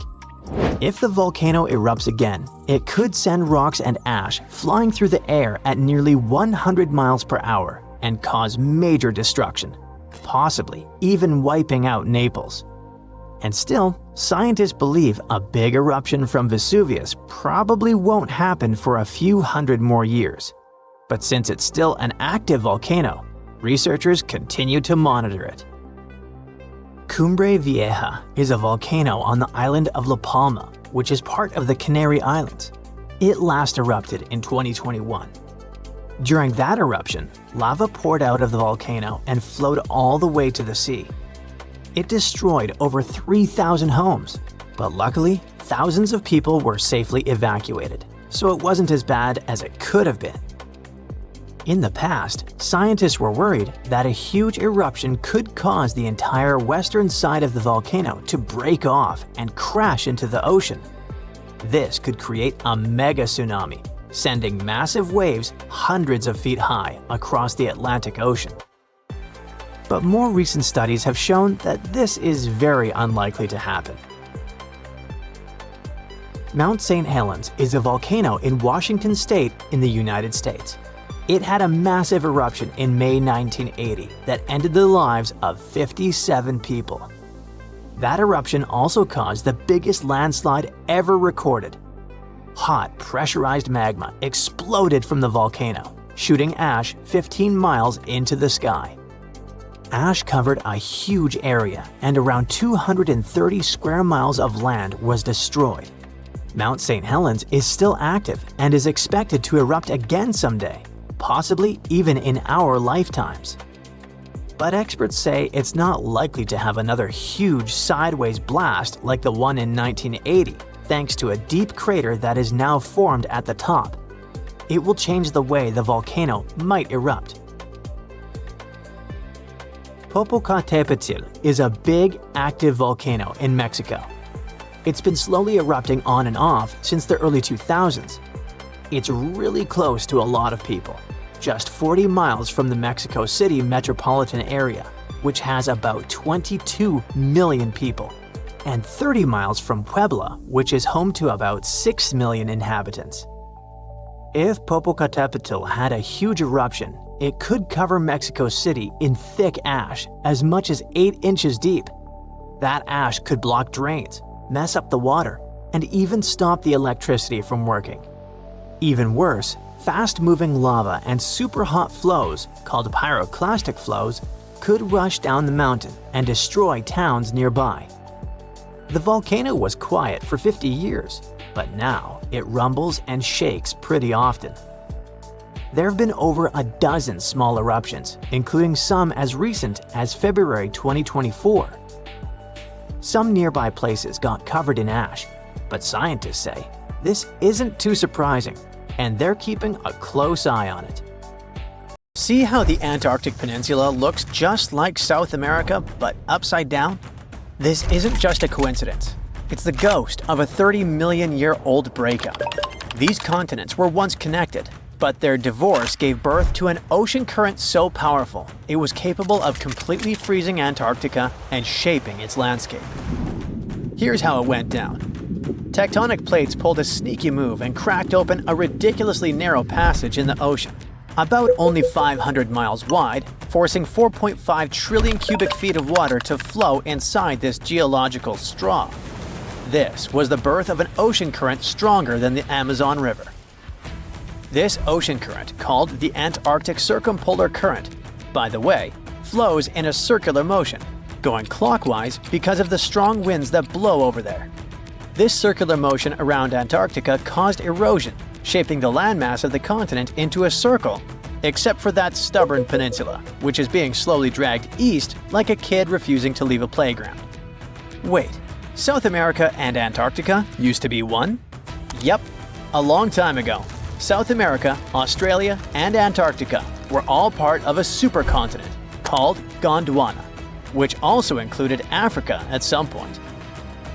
Back then, South America and Antarctica used to be basically joined at the hip by a land bridge called the Antarctic Land Bridge, which just so happened to be a lush green forest and also a great dinosaur highway.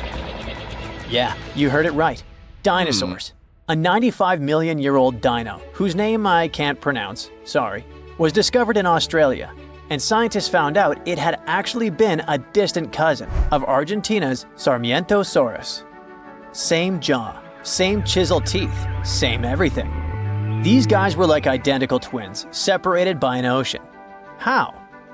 Because back then, Antarctica wasn't a frozen wasteland. It was a temperate rainforest, like Oregon, making it a pretty nice travel route for a dino family. But the land bridge wasn't just for dinosaurs. About 40 million years ago, the ancestors of Australia's marsupials waddled to the land down under all the way from South America, taking the Antarctica route, another proof that these continents used to be connected. Things remained somewhat peaceful for the dinos and the marsupials until Earth's ground started moving. This is what a German scientist called the continental drift theory, back in 1912. Our German friend here basically looked at the coast of South America and went, "Hey, this looks like it could fit into the coast of Africa."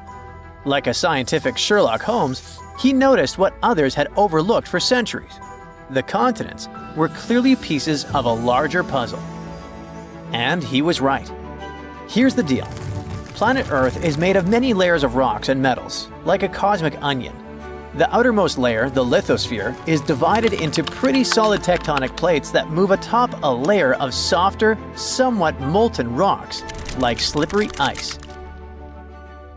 This is why the plates move. In fact, they've been rearranging Earth's face for billions of years, with supercontinents forming and breaking apart in cycles, like a slow-motion game of bumper cars. This movement might be pretty slow since most tectonic plates only move 0 to 3.9 inches every year, except for the Nazca plate, racing ahead at 7.8 inches, about as fast as your hair grows. But don't let their snail's pace fool you. These shifting slabs are the ultimate planet shapers. Their slow dance gives us everything from earthquakes that build mountains like the Himalayas, to rifts that birth oceans like the Atlantic. all because the oceanic crust is dense and sinks like a stone, while continental crust floats like a cork. It's this density difference that explains why continents exist at all. Without it, Earth would be completely covered by shallow seas. This slow-motion planetary renovation project is exactly what tore South America and Antarctica apart 30 million years ago. The plates under these continents started to drift apart in a process called crustal extension. It's like the lithosphere was pizza dough being slowly stretched until it thins and splits. As the crust stretched, it became thinner and weaker, eventually cracking like the surface of a drying lake bed. This whole thing gave birth to a new tectonic plate, the Scotia Plate, that emerged between South America and Antarctica, like a geological divorce lawyer. For a while, parts of this plate stayed above water as the last gasp of the Antarctic land bridge. It was Earth's version of that one thread still connecting your hoodie after the zipper breaks. These final connections might have persisted as chains of islands, but just like that fraying hoodie, the connection couldn't last forever. Eventually, this small but mighty plate became the final nail in the coffin of the land bridge connecting the two continents. Just like all the tectonic plates, this one was also on the move. As it expanded eastward, it opened a new passage of water called the Drake Passage, slowly covering the Antarctic land bridge with ocean water. The process was like pulling open elevator doors. At first, just a crack, then wider and wider until the connection was completely broken. This geographical divorce had chilling consequences. The new Drake Passage allowed the Antarctic circumpolar current to form, creating an endless loop of cold water that isolated Antarctica, shaped its land, and even cooled the entire planet. This current acts like a wall around Antarctica, blocking warm water and invasive species while regulating global climate. Eventually, Antarctica turned into an icebox that is 98% covered in ice sheets, and that holds about 61% of Earth's fresh water. Nowadays, this continent holds the title of the windiest, driest, and iciest place on Earth. It's a frozen desert where temperatures plunge below -128.6 degrees Fahrenheit, cold enough to freeze your breath mid-air. A layer of ice there can be more than a mile thick, and it expands even further in winter to cover an area larger than the continental United States. Today, if you want to travel to Antarctica, the quickest sea route is through the Drake Passage, a 500-mile-wide body of water that is narrow enough for the winds to scream across thousands of miles, transforming into monstrous waves that can tower up to 49 feet, though calm days create waves only 13 to 16 feet high. Still twice as tall as Atlantic waves, mind you. This is probably why sailors call this stretch of ocean the Drake Shake. But tectonic movement isn't just about shifting continents. It's Earth's ultimate life support system. You see, about half of our planet's heat comes from radioactive decay in the core. Thanks, uranium-235. Something like nature's nuclear reactor. This heat is behind everything from volcanoes to the very plate motion that once connected Antarctica to South America. And it only comes out of the core because of tectonic movement. Without this internal heat engine, Earth would be just like Mars. When the plates move and release heat, they also release CO2 gases into the atmosphere, regulating the temperature of our planet. And when the plates move underwater, they take a lot of this CO2 back to Earth's interior, recycling all this gas. This is why the plates can change our air, climate, and even the evolution of life itself just by moving around. But billions of years ago, these plates were not moving around. Back then, it was like Earth was wearing a solid ceramic shell with many cracks. But even without tectonic movement, the heat managed to escape through these cracks in a process called stagnant lid tectonics, kickstarting all life on Earth. And no, tectonic movement is not a thing of the past. Earthquakes are the living proof that it is not just happening today, but might repeat again on a more dramatic scale in the future. You see, to form supercontinents like Pangaea, smaller megacontinents have to dive beneath another. And scientists predict that a similar process might create a new supercontinent called Pangaea Proxima. in 250 million years. By then, humans might be extinct or living on Mars, but Earth's tectonic dance will continue, even without us. Not bad for something that moves more slowly than a traffic jam. Turns out, Antarctica and South America used to be BFFs before all that tectonic drama split them up, like a messy breakup that literally froze one of them out. Now, they just awkwardly mirror each other from across the Drake Passage. Classic exes. Consider South America and Africa. Don't they kind of look like they fit together, like puzzle pieces? Well, they actually did. But about 130 million years ago, South America was like, bye, and slowly started drifting away. These days, it's around 1,800 miles from Africa, and it's still on the move. Every year, the continent shifts a little more toward the Pacific Ocean. So, how's that even happening? Tectonic plates are constantly moving. That's what makes the Earth's surface shift over time, going from this to what we see today. But those movements happen so slowly that you and I can't see them go. So, no, Brazilians or Chileans aren't out there feeling their continent inching westward. But the numbers don't lie. South America is moving, and apparently all it wants is to get as far away as possible from this massive underwater mountain range called the Mid-Atlantic Ridge. But what exactly is pushing the land toward the Pacific Ocean? It is the heat inside our planet. Way down beneath the ocean, there are cracks in the Earth's crust, and magma, super hot melted rock, rises up through those cracks. When that happens, the magma cools and hardens into solid rock. Over time, this process might build underwater mountains, like the Mid-Atlantic Ridge. And as more new crust forms, it begins to push the older crust out of the way.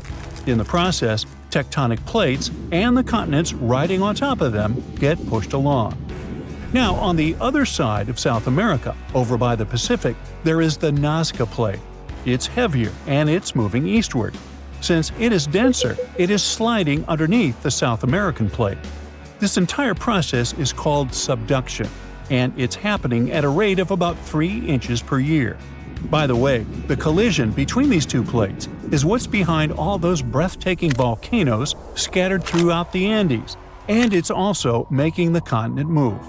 So, if everything goes according to plan, projections show that South America will end up more centered in the Pacific Ocean in the future. But some models suggest something way crazier. Before we get into that, though, we need to clear something up. Why on earth isn't Africa following in South America's footsteps? I mean, shouldn't it be drifting west too? Well, not quite. Africa is doing its own thing because it sits on the African plate. So the Mid-Atlantic Ridge is located between those two continents, and just like it pushes the South American plate, it also pushes the African plate, but in the opposite direction. It's like this ridge is trying to split up two ex-besties, But there's more. Africa is also being influenced by the East African Rift. That's one of those massive cracks we talked about earlier, but it's happening on land, which makes it extra dramatic. This is what's causing the continent to slowly split apart. It's a long story, but let's just say the rift is pulling Africa in more directions than South America ever had to deal with. Okay, now it is finally time to talk about that crazier thing that might happen to South America and everything around it in the future. Theory number 1. It could break away from North America. I know, super dramatic, but don't panic. We're talking hundreds of millions of years from now, and I won't be around. You see, both continents are moving in the same general direction, but at different speeds. The North American plate is cruising along at about 1 inch per year, while South America is moving a bit faster. So even though they're heading the same way, they are not keeping pace. Over time, as the Atlantic Ocean continues to widen and the Pacific keeps shrinking, all this tectonic movement could eventually pull the Americas apart. Theory number 2. Marine life could go through some major changes. Right now, the Americas act as kind of a giant wall between the Atlantic and Pacific Oceans. Because of that, sea animals have evolved differently on each side. Take the green sea turtle, for example. The ones living in the Atlantic tend to be bigger and lighter in color. Meanwhile, their Pacific cousins are usually smaller and darker. But if, one day, there is no land blocking these two populations from mixing, they would end up with brand new migration routes, new nesting spots, and a lot more overlap in their territories. Now, multiply that scenario by hundreds of other species, and things could really get shaken up. We're talking about new interactions, unexpected competition, and maybe even the rise of entirely new species. Alright, theory number 3. America might meet Africa again. Right now, the Mid-Atlantic Ridge is busy creating a new seafloor, and because of that, the Atlantic Ocean is slowly getting wider. But in about 125 million years, scientists believe that process could come to a stop. Instead of the seafloor spreading apart, the ocean floor might start getting pulled under the continents. When that happens, the Atlantic will stop growing and start shrinking. And the water section between South America and Africa is likely to be the first part pulled beneath the land. That means the Americas and Africa could meet again. And when that happens, border countries could turn into super shaky places, with earthquakes happening all the time and brand new volcanoes popping up left and right. The eastern United States would no longer be known for the peaceful green slopes of the Appalachians, but for snow-covered giants that occasionally spew lava and ash, more like the Cascade Range out west. Countries would end up with totally new neighbors. Brazil might line up with Nigeria and Cameroon. Uruguay could be sitting right next to Angola, and Argentina might be sharing a border with South Africa. So if these two continents really do merge, how intense would that be? Well, for starters, this new supercontinent would instantly become the biggest one on Earth, about 1.5 times the size of Asia. And chances are, a brand new mountain range would form right where the continents meet, creating a natural border between nations. Being part of the same massive continent could make a lot of things way easier. For one, tourism could totally take off. People traveling between countries by land without needing pricey plane tickets could be a game changer. But it wouldn't stop there. Other types of economic activity could get a major boost too. Now on one side we have South America, which already produces and sells a wide variety of foods, from wheat to bananas, beef, cocoa, soybeans, hey, you name it. On the other side, there is Africa, exporting things like textiles and clothing. That alone would make them a super powerful bloc when it comes to trading raw goods. But can you name another important thing these two continents have in common? Yep, petroleum. Countries in South America, like Brazil, Venezuela, and Colombia, are major oil exporters. And over in Africa, you've got Nigeria, Algeria, and Libya doing the same. Now, can you see just how powerful that kind of union could be? Meanwhile, let's talk about animals. These two massive lands coming together could lead us to wild meetups, like a capybara sharing space with a Nile crocodile, or a sloth seeing a hyena from the top of a tree. This could even lead to new animal hybrids showing up, like a tabby crocodile or a sloth hyena. Okay, those weren't the cleverest names, and honestly, these animals wouldn't be able to mate or even wouldn't want to. But you get the point, right? It's not all positive, unfortunately. New species showing up could become predators, competitors, or even parasites to the native plants and animals. It would take a long time for things to settle into a new balance in those border regions. But honestly, no one really knows how long it would take. The only thing I do know is neither of us will be around to see it, which is okay. New Zealand is located in the Southwest Pacific, and it isn't just a country of mountains, the world's quirkiest creatures, and hobbit holes. But here's another cool fact. New Zealand sits on top of a hidden continent that's 94% underwater. That's right, just the tip of a sunken landmass more than half the size of Australia. And with sea levels rising, one question keeps, well, surfacing. Is it possible that all these remarkable creatures will need swimming lessons one day? Zealandia is a sprawling, drowned continent stretching from New Zealand to New Caledonia. This underwater region has mountains, valleys, and its own geological personality. But wait, how can something underwater be called a continent? Well, it turns out being underwater doesn't disqualify you from being a continent. It just makes you harder to spot. Most people think of continents as giant land masses you can walk on. But geologists don't define continents by what's above water.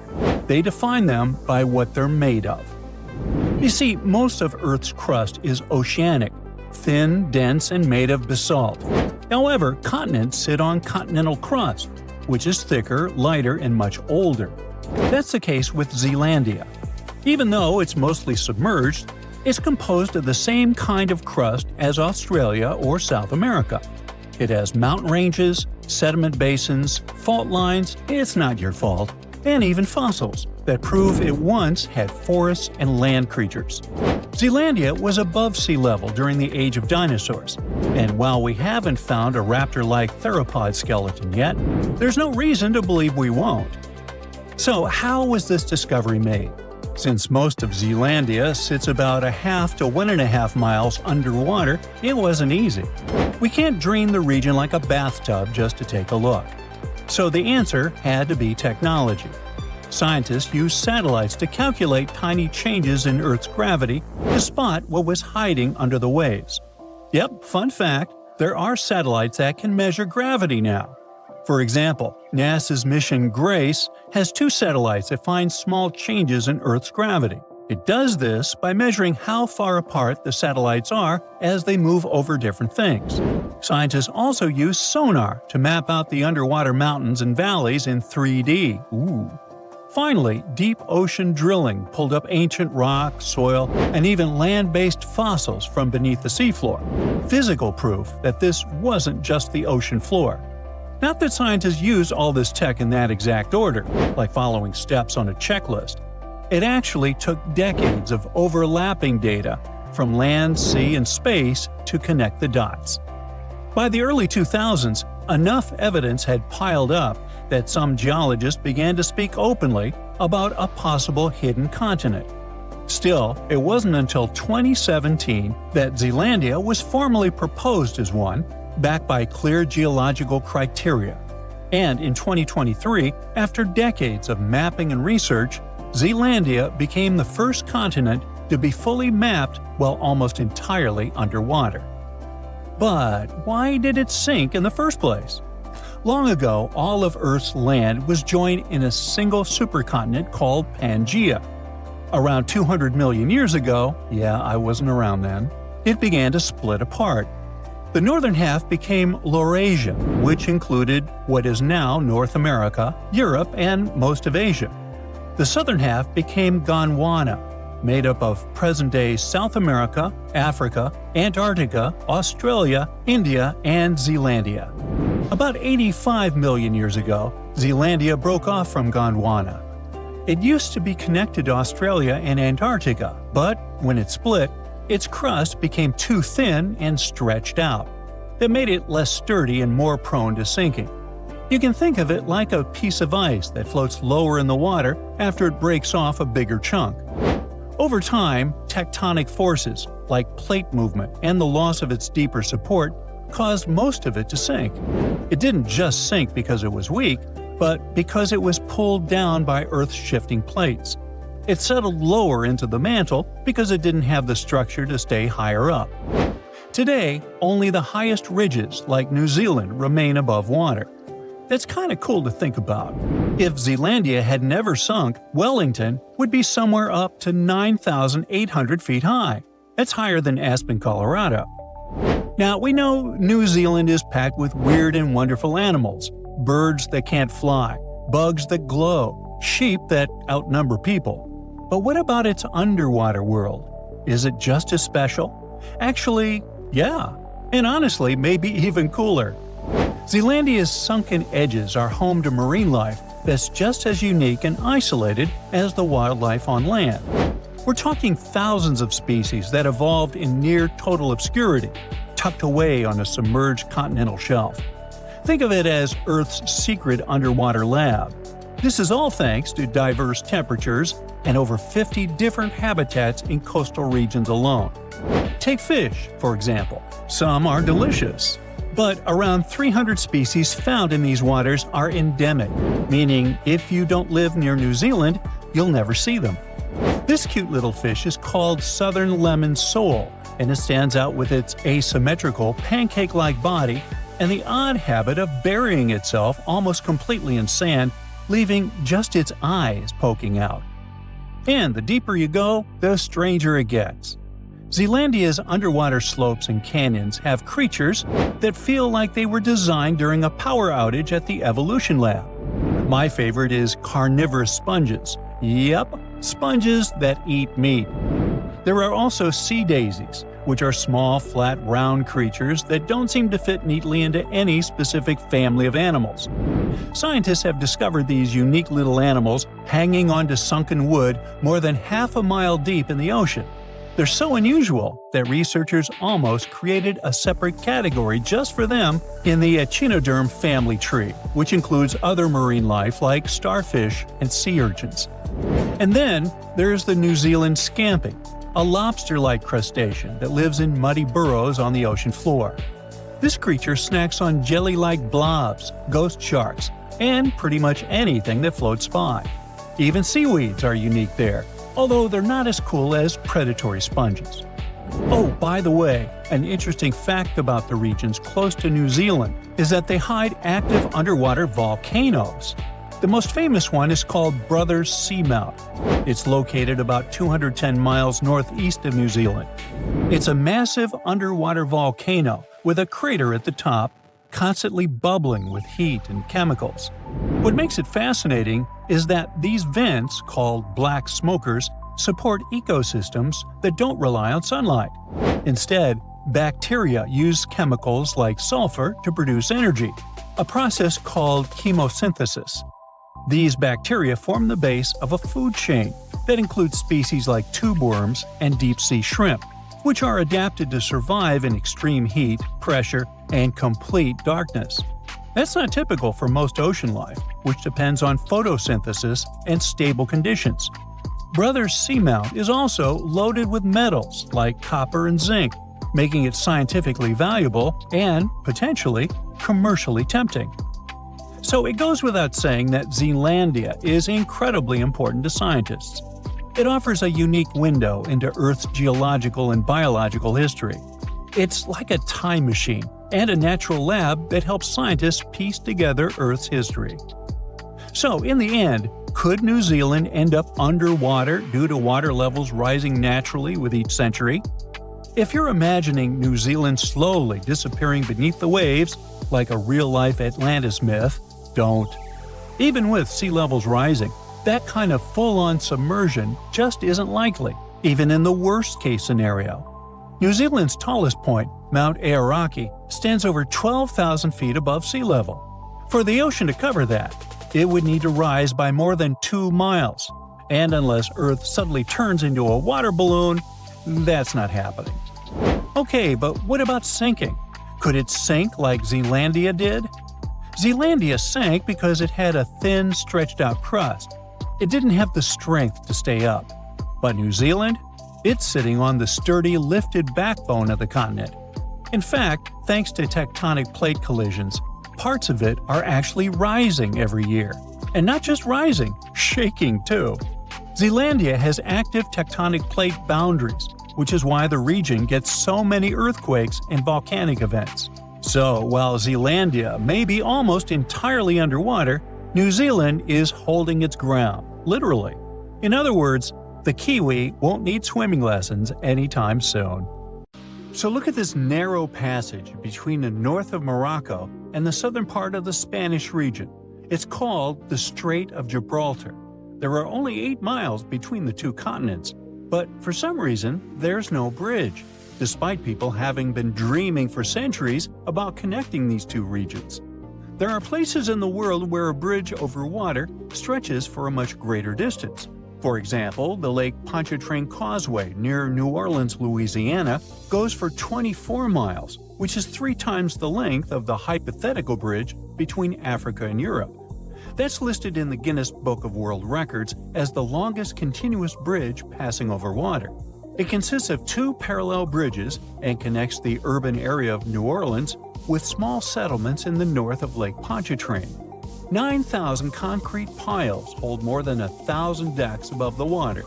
This large-scale structure was built in the middle of the 20th century. It only took 14 months from the start of construction to its completion. American engineers created a unique technology for attaching concrete piles to the base of the bridge, and this bridge is still functioning. So, what's the problem with building a shorter bridge to connect Africa and Europe? Let's first find out the value of the 8-mile bridge that could connect two continents and the reason why everyone is talking about it. In fact, the value of such a bridge would be enormous. Diamonds, oil, minerals. Africa is full of valuable materials, and Europe is happy to buy these things. This theoretical bridge could allow people to transport things for trade quickly and comfortably. But now, the exchange of goods between Africa and Europe is only possible thanks to airplanes and cargo ships, and airplanes are extremely expensive because of hefty fuel price tags. In addition, air travel is often delayed because of bad weather.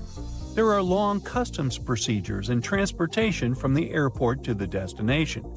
Ships can also be a problem. The narrow area of the Mediterranean Sea, where the two continents are closest to each other, is a dangerous place because of storms and strong currents. The transportation of your diamonds is highly dependent on weather conditions. The second advantage of such a bridge would be the creation of tens of thousands of jobs. People from Europe and Africa would build hotels, ports, parks, and even small towns for each other. The coastal parts of both continents would become a new economic center. And just imagine how much investment those places would attract. Europe and Africa would be much closer than ever before. You could drive from a small Spanish town to a safari park in northern Morocco, buy Moroccan tea, get some argan oil, and go home for the evening. Or you could take a high-speed train across the beautiful Mediterranean Sea. People would open hundreds of restaurants, amusement parks, shopping malls, and a museum next to this bridge. But, unfortunately, it's impossible to build such a bridge, at least at the moment. And here's why.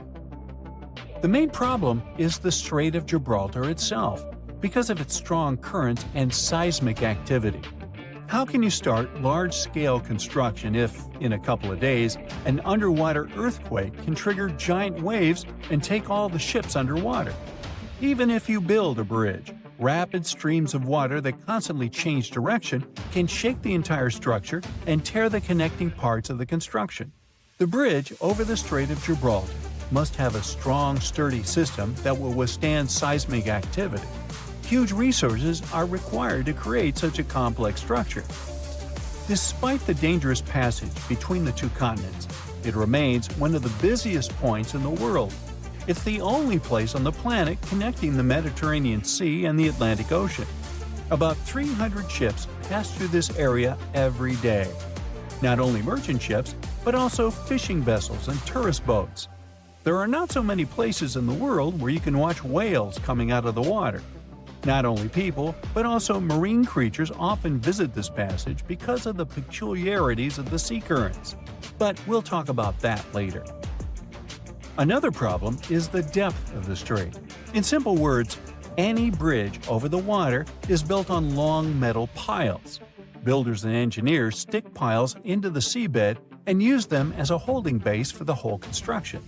But installing such piles firmly enough is a difficult task because of the uneven seabed. The seabed has a unique geological landscape, irregularities, and different densities of the Earth's rock. There are also reefs, rocks, and pits. Any seabed requires extensive geological studies before piles are installed. However, the bottom of the Strait of Gibraltar is especially difficult because of its depth, almost 3,000 feet. It's one of the deepest straits in the whole world. Just imagine, you'll need the height of 10 Statues of Liberty to reach the surface of the water from the bottom of the strait. What kind of pile should be used there to hold the entire bridge? Most likely, one pile will have to consist of several parts connected into one large metal rod. And don't forget about seismic activity. Let's say you've installed perfectly strong piles, but the next day, an earthquake occurs and destroys the entire structure. And a strong current is carrying fortifications all over the Mediterranean Sea. The next problem is probably the most important one, because it concerns marine life. The Strait of Gibraltar has a high salt content. This natural element makes water heavier and makes it descend to the bottom of the deep Mediterranean basin. Then, this salt water pushes up cold water from the seabed into the Atlantic Ocean. These changes in water density, as well as fast currents, create sea vortices and turbulence. It's like a raging cauldron of cold water that raises a lot of nutrients to the surface. The hollows and hills of the Strait of Gibraltar are filled with different substances and sunlight, and this creates ideal conditions for the formation of phytoplankton. Whales, dolphins, and other marine creatures adore this delicacy. That's why you can see about 7 species of whales and dolphins in this place. What might happen to phytoplankton after the start of global construction? Carbon dioxide, crushed rock, tons of dust and ashes, falling building materials. All of this could significantly pollute the environment. Without phytoplankton, many fish would go extinct. Without fish, thousands of fishers wouldn't be able to get food and earn money.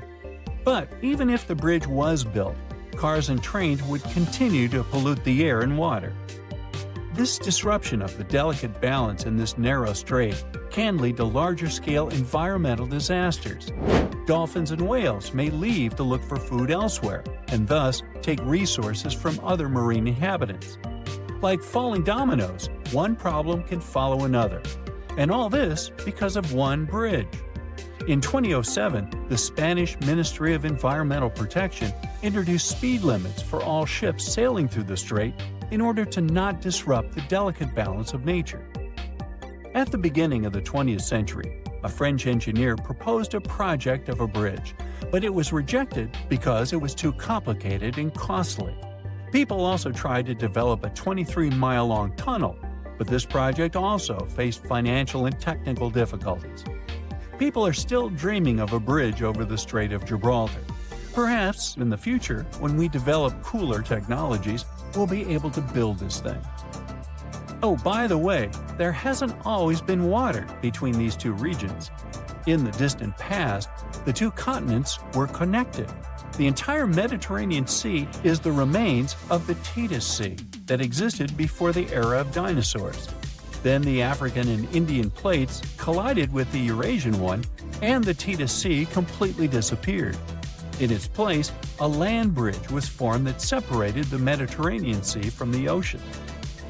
Without access to water, the sea dried up about 6 million years ago. But then, when the bridge came down, the water began to fill the dried-up pool. For tens of thousands of years, the narrow plate sank lower and lower, and the Mediterranean Sea eventually got its current water levels. Experts explain Africa is splitting in two, and it will look like this. Up close, the process is even more shocking, with a massive crack stretching from Mozambique in the south to the Red Sea in the north. This gap keeps growing every year, tearing apart the land and destroying homes. Now, specialists believe the continent could split much sooner than we expect.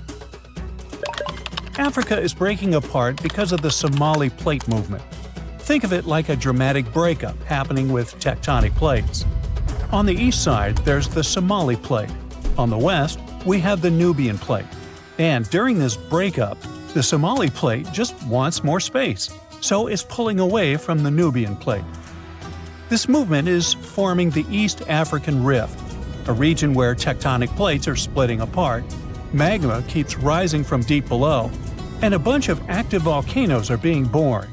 So this place is hot, with daytime temperatures that can soar to 130 degrees Fahrenheit, and at night they cool down to 95 degrees.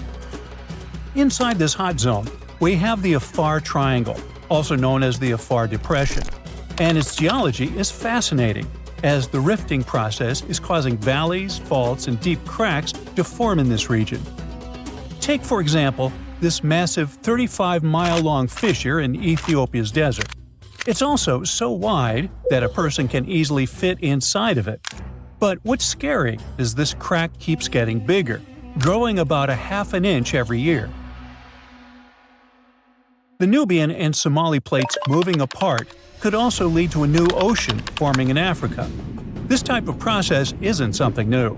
about 150 million years ago, when dinosaurs were still around. A similar tectonic shift created the Atlantic Ocean.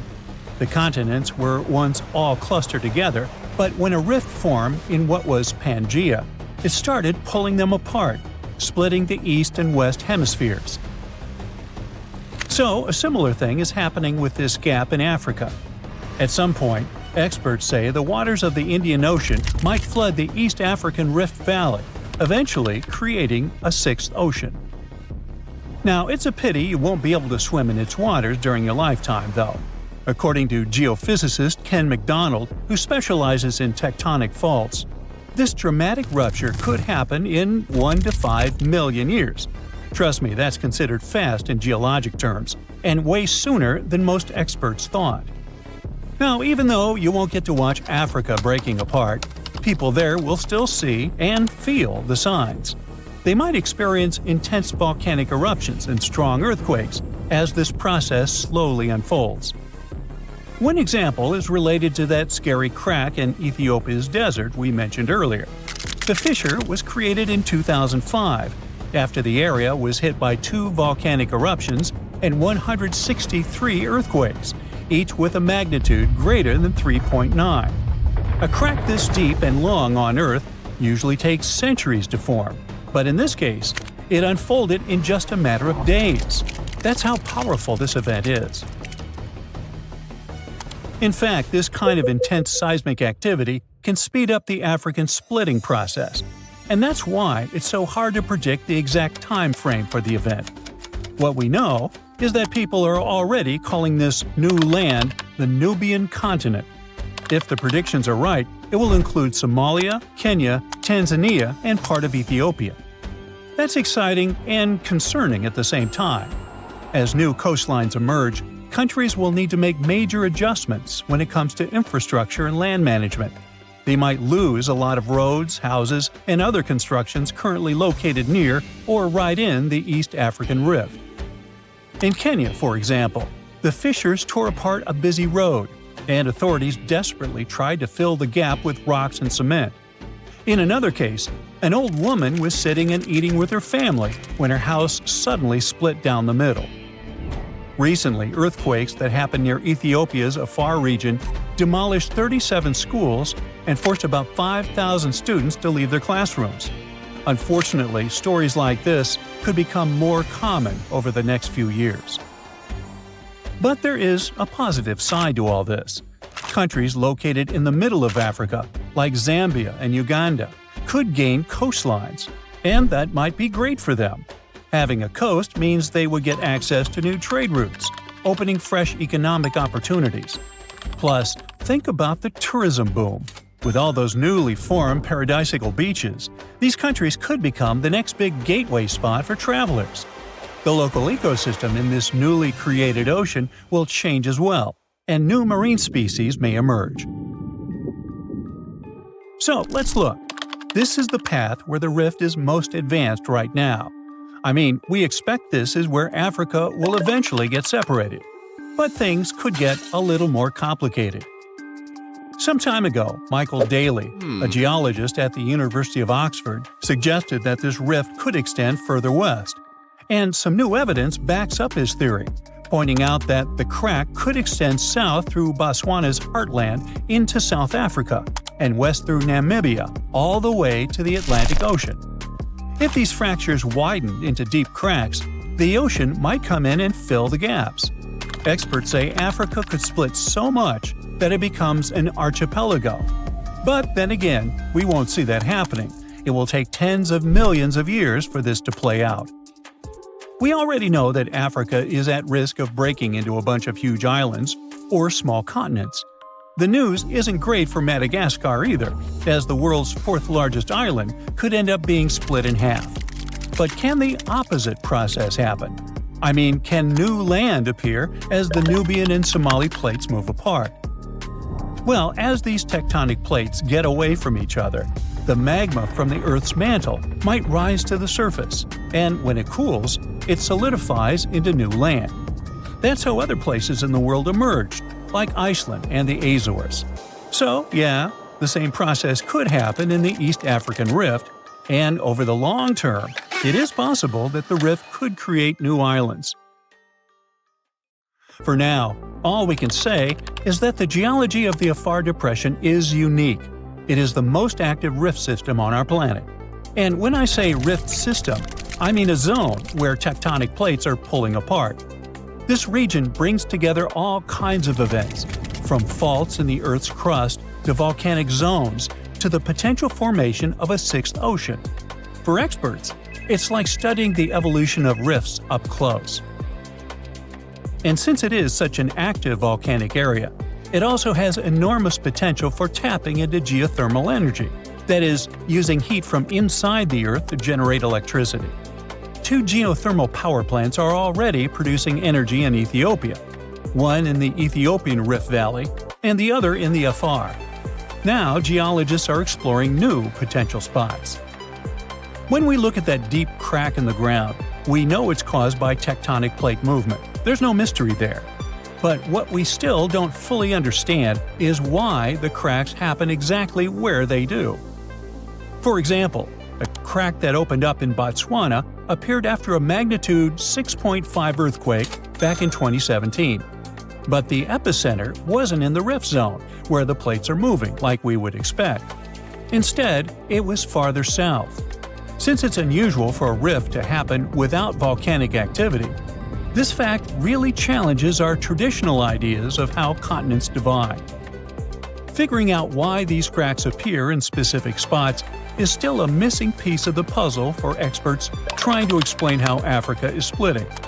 Hopefully, we get some answers before the continent turns into a massive archipelago. Some mistakes have the power to change the course of history. One such story has to do with an old, boring key that could have saved the Titanic from its infamous demise. The key belonged to the crow's nest locker that housed binoculars, which could have helped the lookouts spot the iceberg sooner. There's more. The key wasn't even on board the ship when it set sail. The second officer took it with him when he was taken off the ship at the last minute. As the story goes, the officer forgot to hand the key over to his replacement in his hurry to disembark.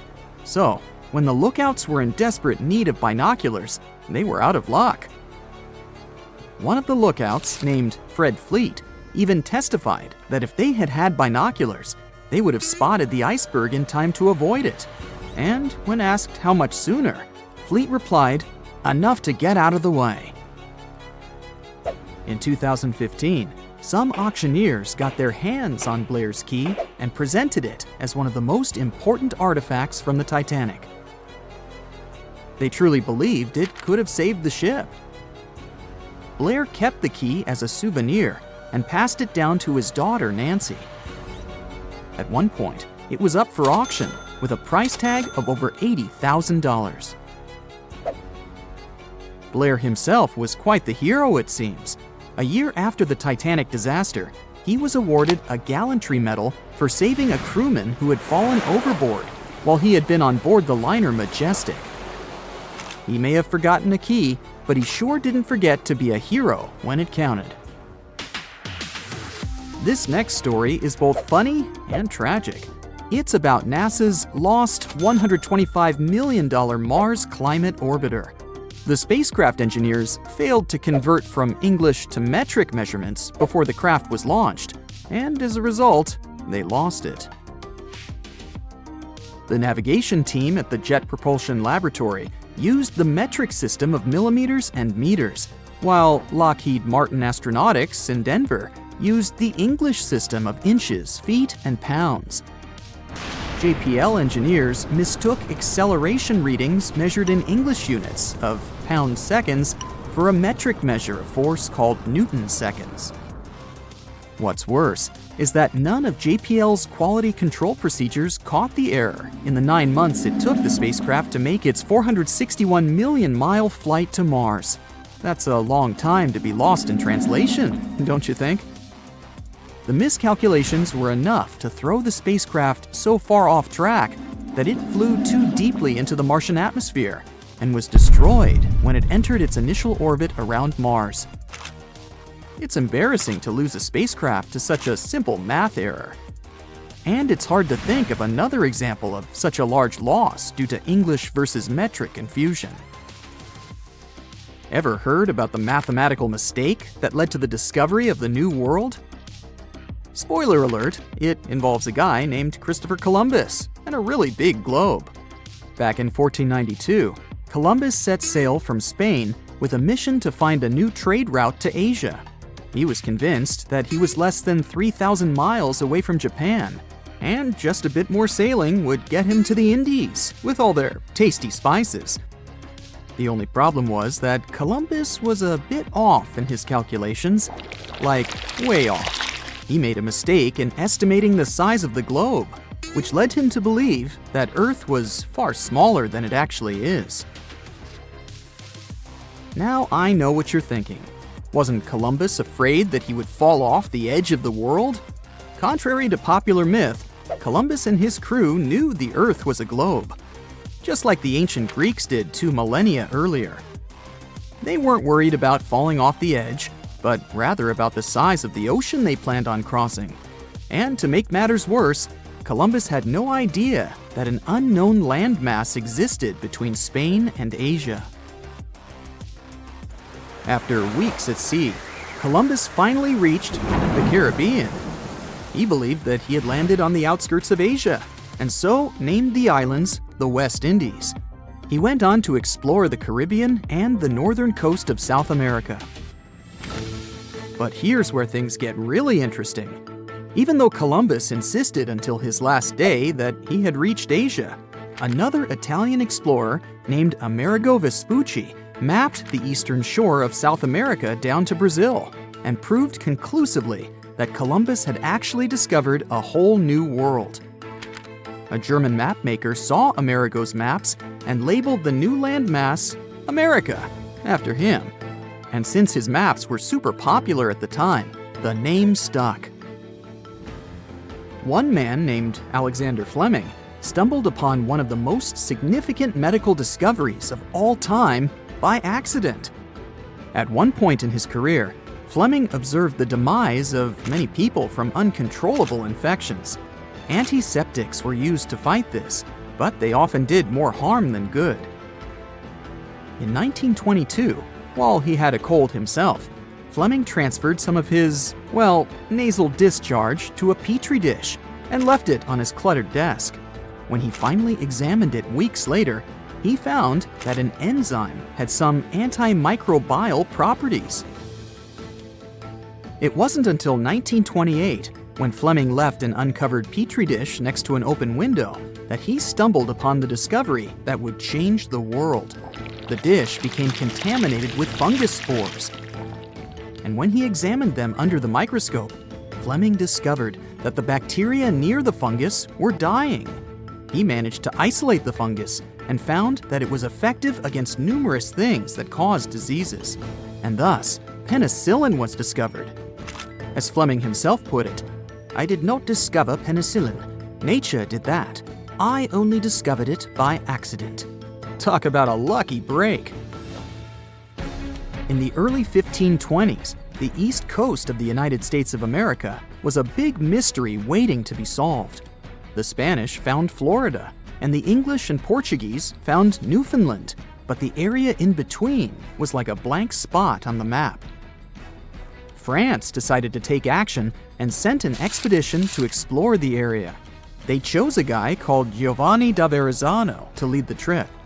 For this expedition, he got 4 ships. Unfortunately, 2 of them were shipwrecked, and a third one went home after doing some other business on the Spanish coast. Only the flagship, La Dauphine, crossed the Atlantic with Verrazzano and his 50-man crew.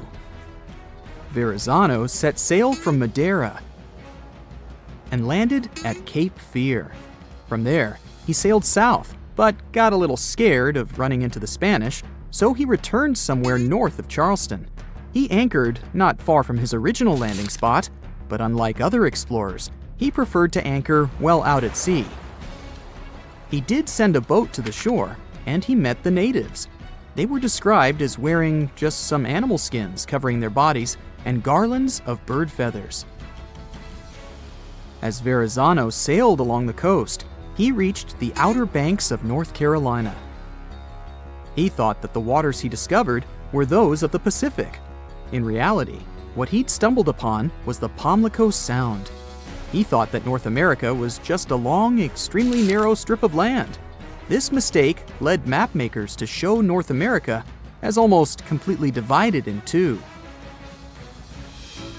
Moving on, Verrazano reached a beautiful place that he called Arcadia. Probably Kitty Hawk, North Carolina.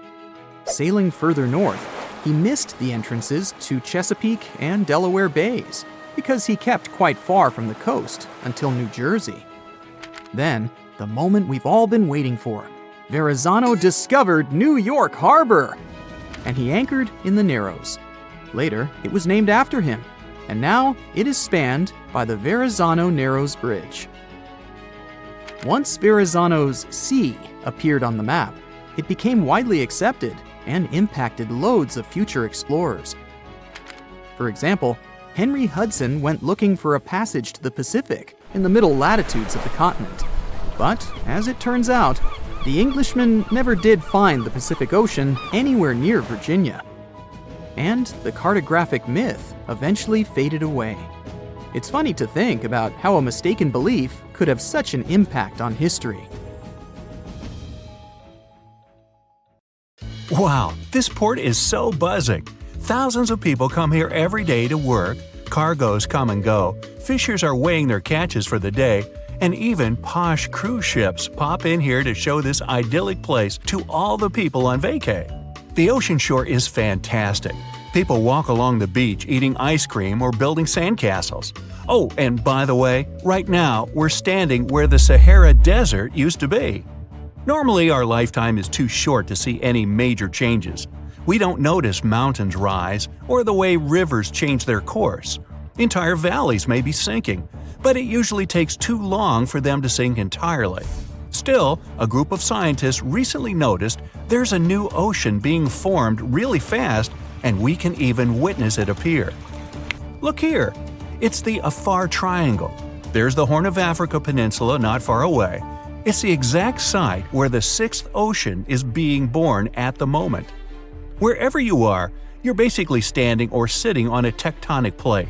You're just sitting on a couch watching this video? Cool. Your couch is standing on the floor, your floor makes part of your house is standing on the ground, and if you take a deeper look, it all stands on one of 15 principal tectonic plates.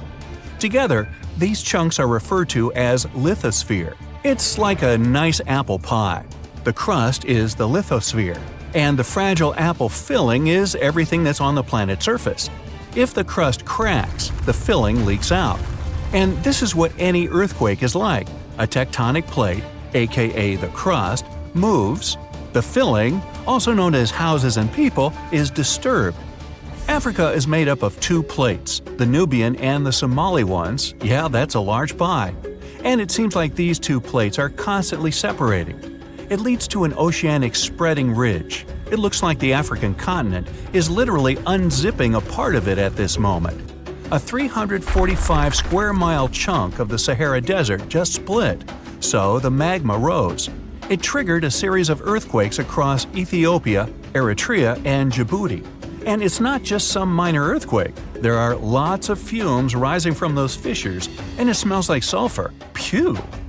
The eruptions slowly push the old lava sediments away, which is followed by creation of the new seafloor. The crack is filled with magma, and when it cools, it forms the new oceanic floor.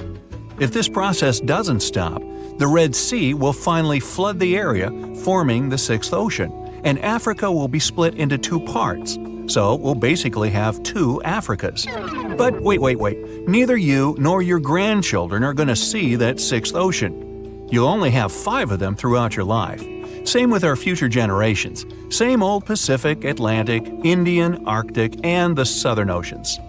Before the oceanic floor gets solid, and before the Red Sea actually starts flowing in there, many thousands, if not millions of years must pass. The continents move as fast as your nails grow. And imagine that the longest nail ever seen in history was the thumbnail of an Indian man reaching almost 6.5 feet before he cut his nails. It took him almost 60 years to grow it. Now think how far the continents will have to move by the time you celebrate your 100th birthday. Spoiler, it's not going to be very far. But anyway, you can witness some minor changes that take place even now. All those cracks that may not seem that significant so far make all the landscape in the Afar region look really unique. There's a couple more reasons for this uniqueness. Meet Erta Ale in Ethiopia, the volcano famous for its world's longest-lasting lava lake. It's located in the Afar Depression, also known as the Afar Triangle. By the way, depression refers to the sunken area. There's nothing sad about it. It's not the only volcano in this area. Eritrea, known as the Nabro volcano. It's never erupted, yet the lava in this area is pretty active. More volcanoes are to come because of the tectonic plate movements. They pull away from each other, and the Earth's crust gets thinner. The weaker the area is, the more volcanoes there are. Okay, the plates are separating, and it's kind of inevitable. It's just the question of time. This process is also called the Afar plume. We'll get more volcanoes, it's inevitable either. But how does it happen? Remember that apple pie? Yes, it was delicious. Well, things are actually much more complicated. The outer layer we walk on is relatively delicate and is made up of multiple broken pieces. It's like the eggshell or a lattice top on a pie. Let's take a deeper look at all the ingredients of this pie. If you cut a slice, you'll see it's made up of many parts, and there's something called the asthenosphere under the lithosphere. It's part of the Earth's mantle. Yeah, complicated. So the asthenosphere gets heated from within, and it rises, just like the dough when you put it in the oven. Remember those cracks on the surface of a freshly baked loaf of bread? Man, I'm getting hungry.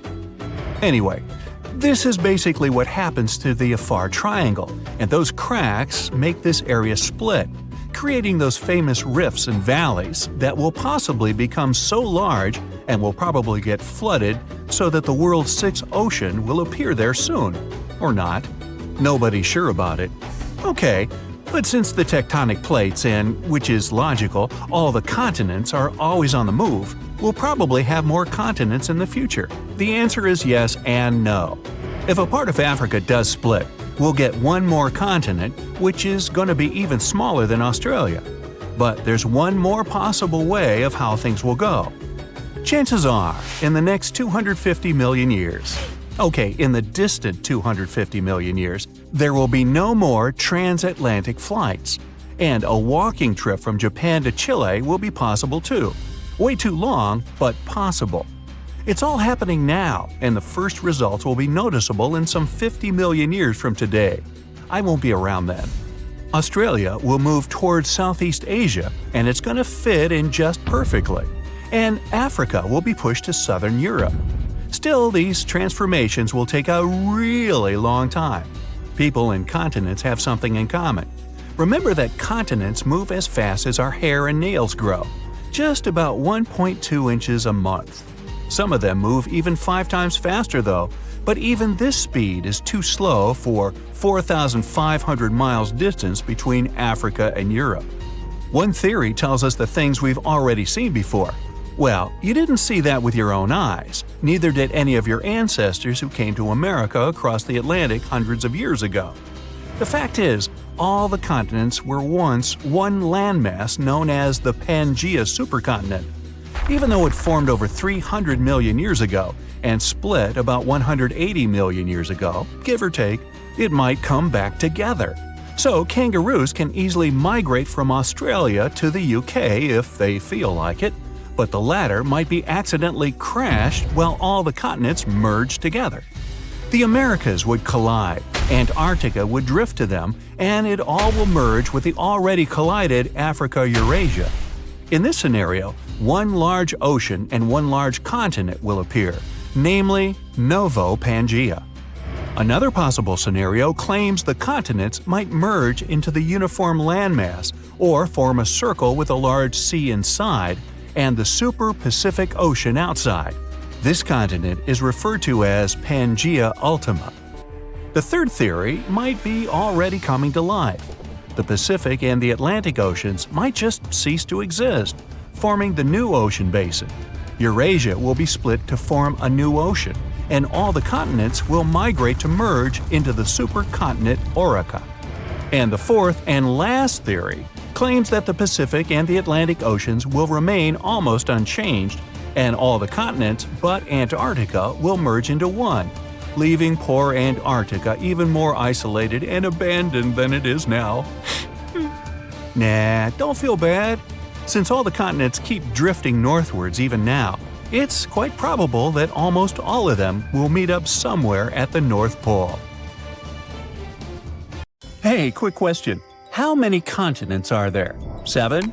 Maybe 5? There's no correct answer. According to different approaches, the range is between 4 to 7. But it might actually be as many as 8. Chances are, a lost continent has recently been found between Greenland and Canada. This new continent discovery could also potentially be the key to how microcontinents form. What does this all mean, and what makes this hidden landmass near Greenland so important? Now, if you're like me, and if you are, then there's 2 of us, when you hear the word continent, you probably think of land like Europe or Africa, places above water where people live. But in science, a continent isn't about being above sea level. It's about what the land is made of. Earth's outer layer, called the crust, comes in 2 main types, continental and oceanic. Continental one is thicker, lighter, and made of different types of rock, like granite.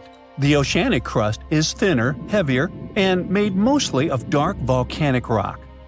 Now, the discovery under the Davis Strait between Greenland and Canada appears to be a piece of continental landmass, even though it's under the ocean.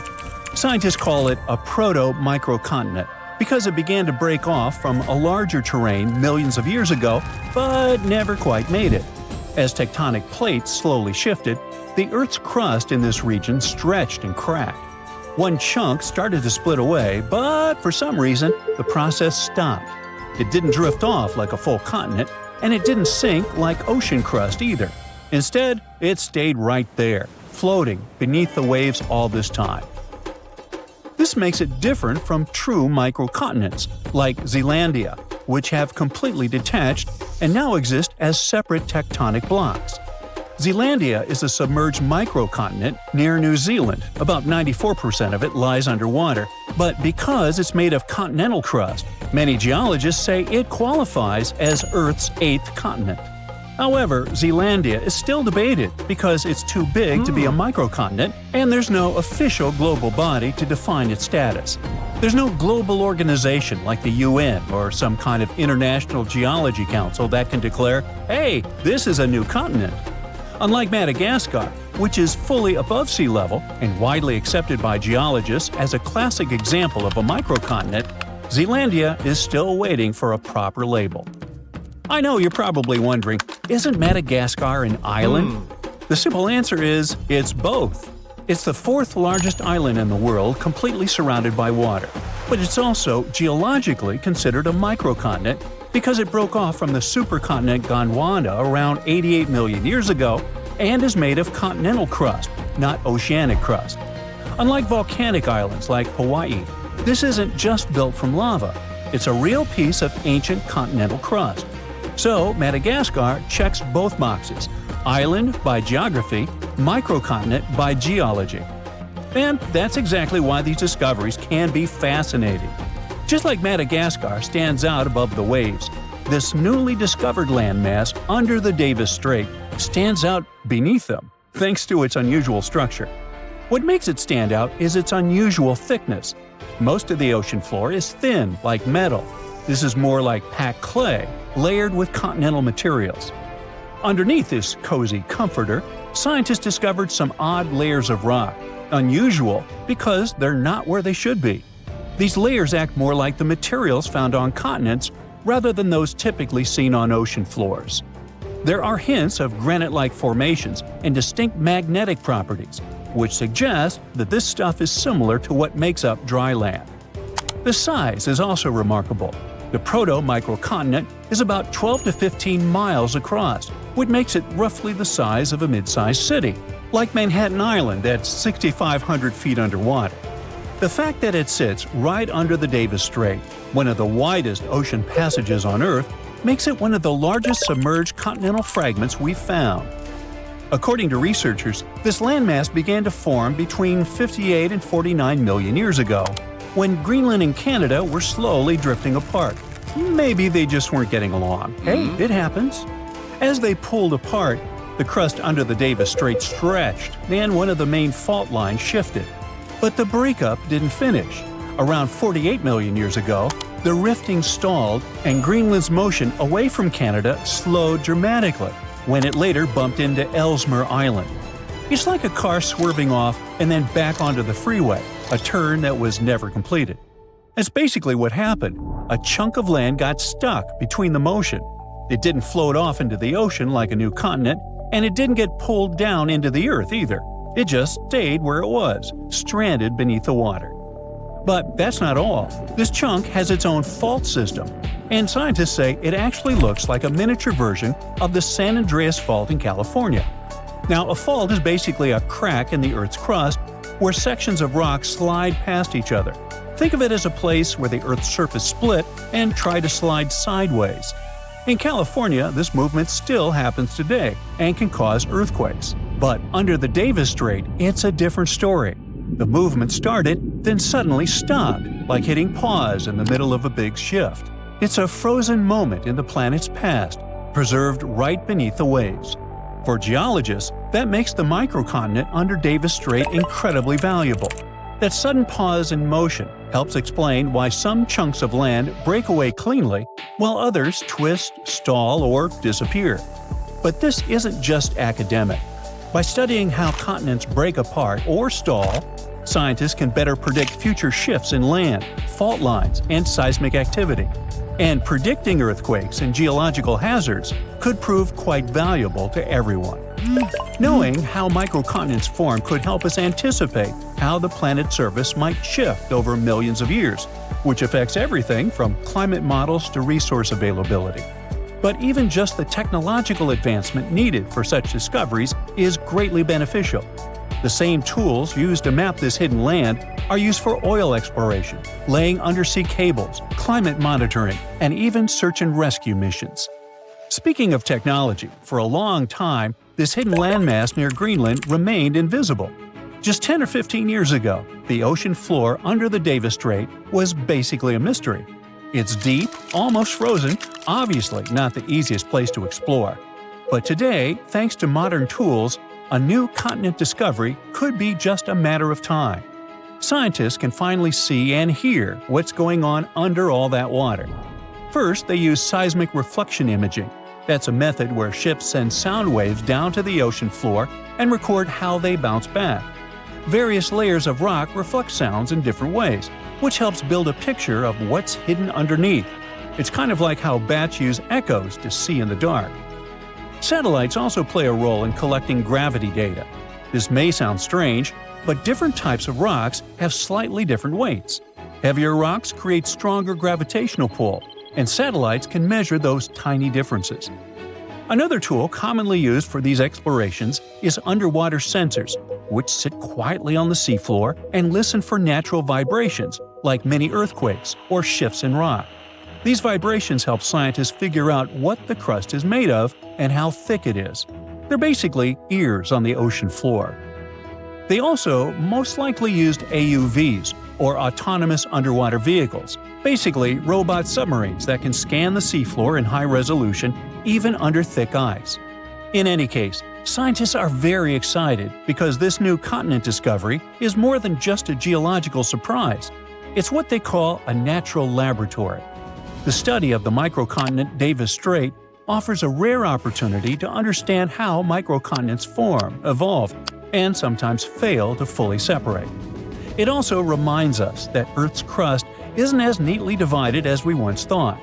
Beneath the ocean, there may be other hidden landmasses near Greenland or elsewhere, almost continents just waiting to be found. This lost continent of Canada may not have made it as a fully fledged landmass, but its discovery is already reshaping how we view plate tectonics. And thanks to advances in technology, places we once ignored are now offering up secrets about the planet's deep past, and maybe even its future. Do you know how many continents there are on Earth? That's an easy one, 7. But wait a second, aren't Europe and Asia one large continent, Eurasia? It looks so when you look at the world map. Well, scientists think differently. They don't just look at bodies of land sticking out of the sea. Geoscientists study the types of rock that continents are made from. When you see the world from their perspective, the number of continents actually increases. Yes, they are not a myth. Lost continents exist, or at least they used to. They are hiding under other land masses. Peekaboo! Researchers have recently discovered one continent just like that. It's called Greater Adria. Sound familiar? Yes, it has something to do with the Adriatic Sea. This lost continent is completely buried under Europe. It collided with Europe and started to sink under it a long time ago. Today, it lies beneath Italy, Greece, and the Baltics. Its size and even shape match that of Greenland, the world's largest island. But how did geoscientists find Greater Adria? It's no longer visible, but it left some clues. Parts of it were embedded in the Alps. Other chunks were incorporated into present-day Italy and Croatia, on the other side of the Adriatic Sea. Limestone rocks from the former continent started to change once they were under the European landmass. Tremendous heat and pressure spread over tens of millions of years changed their structure. Out goes the limestone, in comes the marble. All the Greek and Roman temples you admired on your summer vacation were constructed using this marble. It was sort of a going-away gift from a long-lost continent. Greater Adria camouflaged itself well for thousands of years, but other lost continents were hiding in plain sight. Have you heard of Earth's 8th continent, Zealandia? Probably not, because it sits under the surface of the Pacific Ocean. 95% of Zealandia is now underwater. Can you guess where exactly? Its name is a good hint – under New Zealand. If you open Google Maps, you can see its outline. Look for a lighter shade of blue in the ocean. It should stretch from New Caledonia to New Zealand. This bump in the ocean floor used to be above sea level. It was about 2/3 of Australia and more than twice the landmass of Greater Adria in size. We can spot Zealandia today because it hasn't sunk too low, and that's the best way to discover other lost continents. Imagine the Earth without the oceans. The bottom of the sea isn't flat. There are mountains and trenches. You could put Mount Everest in the deepest of them, and there would still be 7,000 feet between it and sea level. This trench got so deep because of a geological process called subduction. The Pacific Plate got under the Philippine Plate. Earth's crust is made out of those plates that float in a sea of molten rock. Then they bump into each other, one goes down while the other one rises. That's how Greater Adria ended up under the European continent. Our planet is constantly on the go. We don't notice this process because it happens deep beneath our feet. 120 million years ago, Australia and Antarctica were a single piece of land. Yep, the coldest and one of the hottest places on Earth were once the same territory. Antarctica said goodbye to Australia, but it didn't leave empty-handed. Today, there is an oceanic plateau in the Indian Ocean. The word plateau comes from French, and it means elevated flatland. And the name of this land sounds like the title of a Hollywood movie, Broken Ridge. Long ago, it was connected to another lost continent. Scientists believe that it made a land bridge between India and Antarctica. What was this land like? The answer possibly lies in a tiny archipelago in the southern Indian Ocean. These islands are all that is left of an ancient landmass. They have a cold climate. The islands feature glaciers because they're so close to Antarctica. But in the past, the climate must have been temperate with plenty of rainfall. The animals and plants would have been similar to those that we find in tropical regions today. The lost continent's landscape probably resembled that of New Zealand.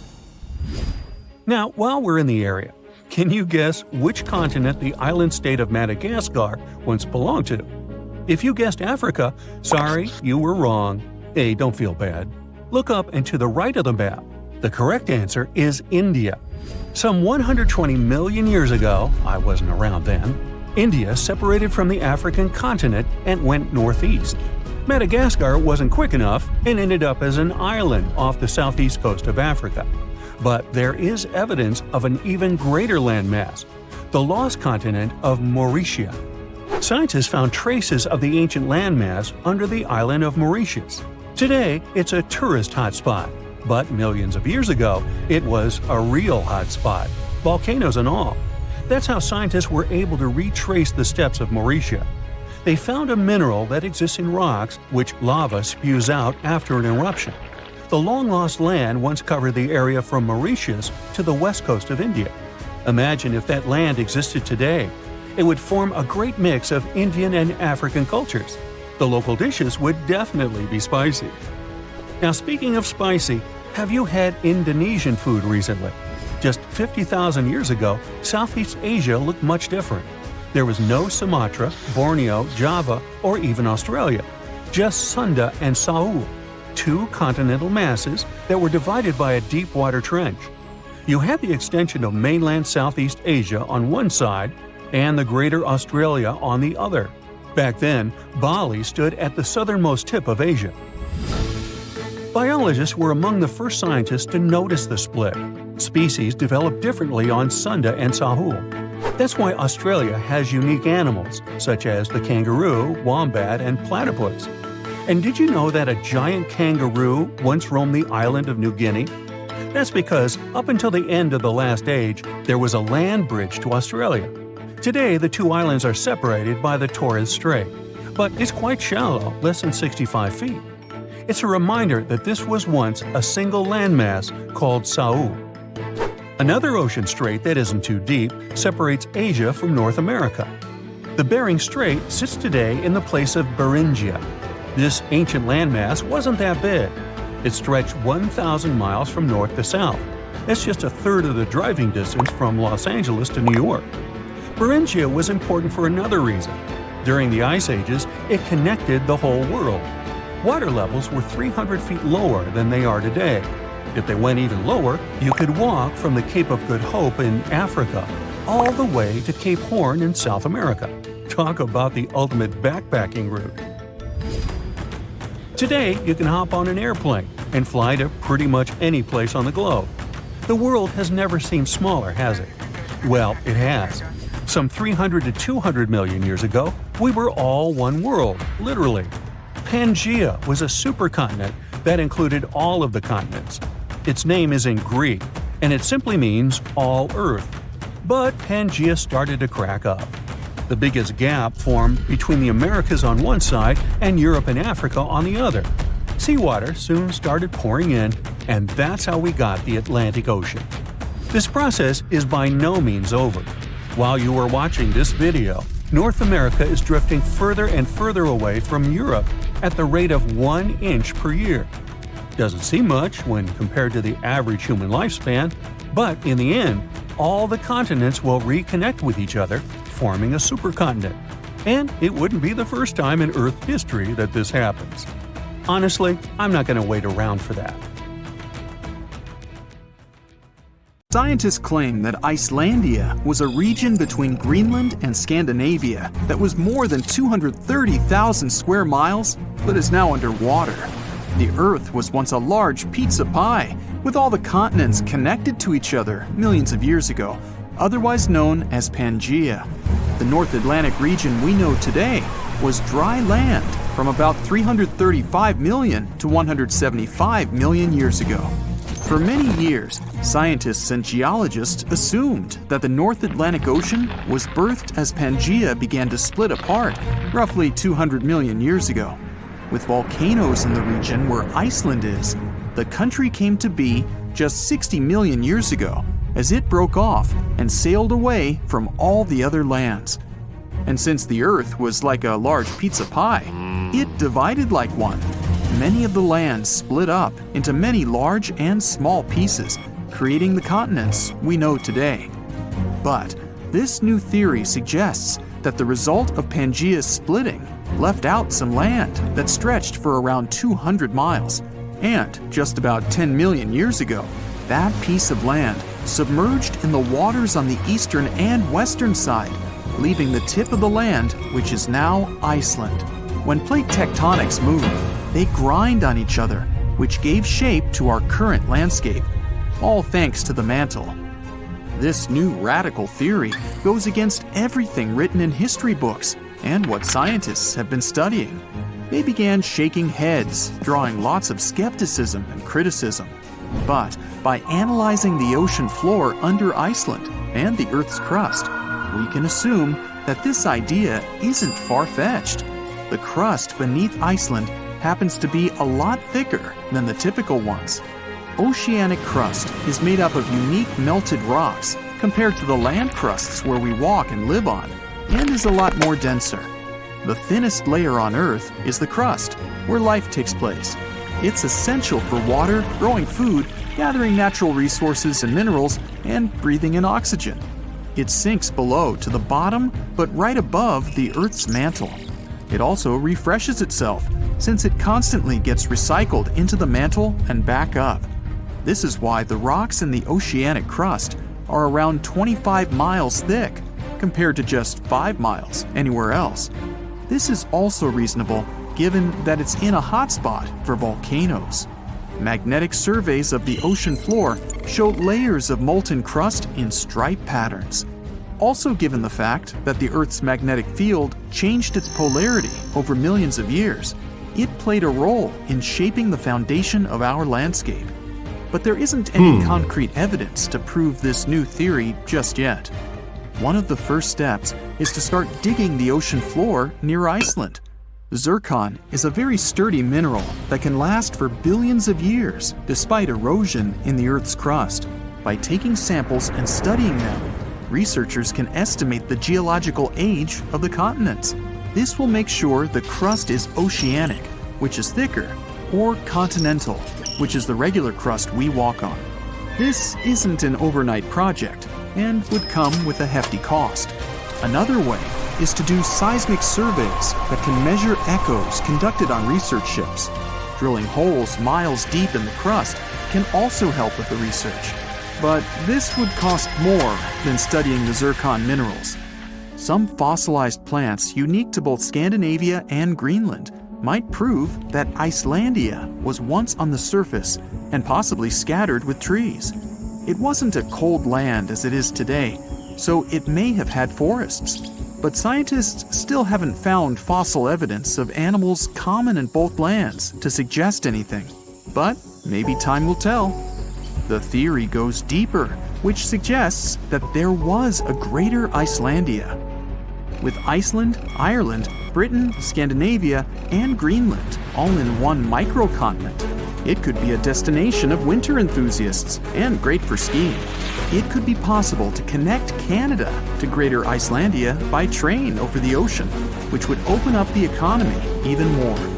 Iceland is around 40,000 square miles, which is already quite big. And if the Greater Icelandia was present today, then Europe would be a completely different continent. Many theories are circulating about other possible hidden microcontinents around the world. Scientists aren't certain of the possibility of Icelandia's existence, but if all the studies conducted were done correctly, then the theory could change everything we know about Iceland and the North Atlantic Ocean.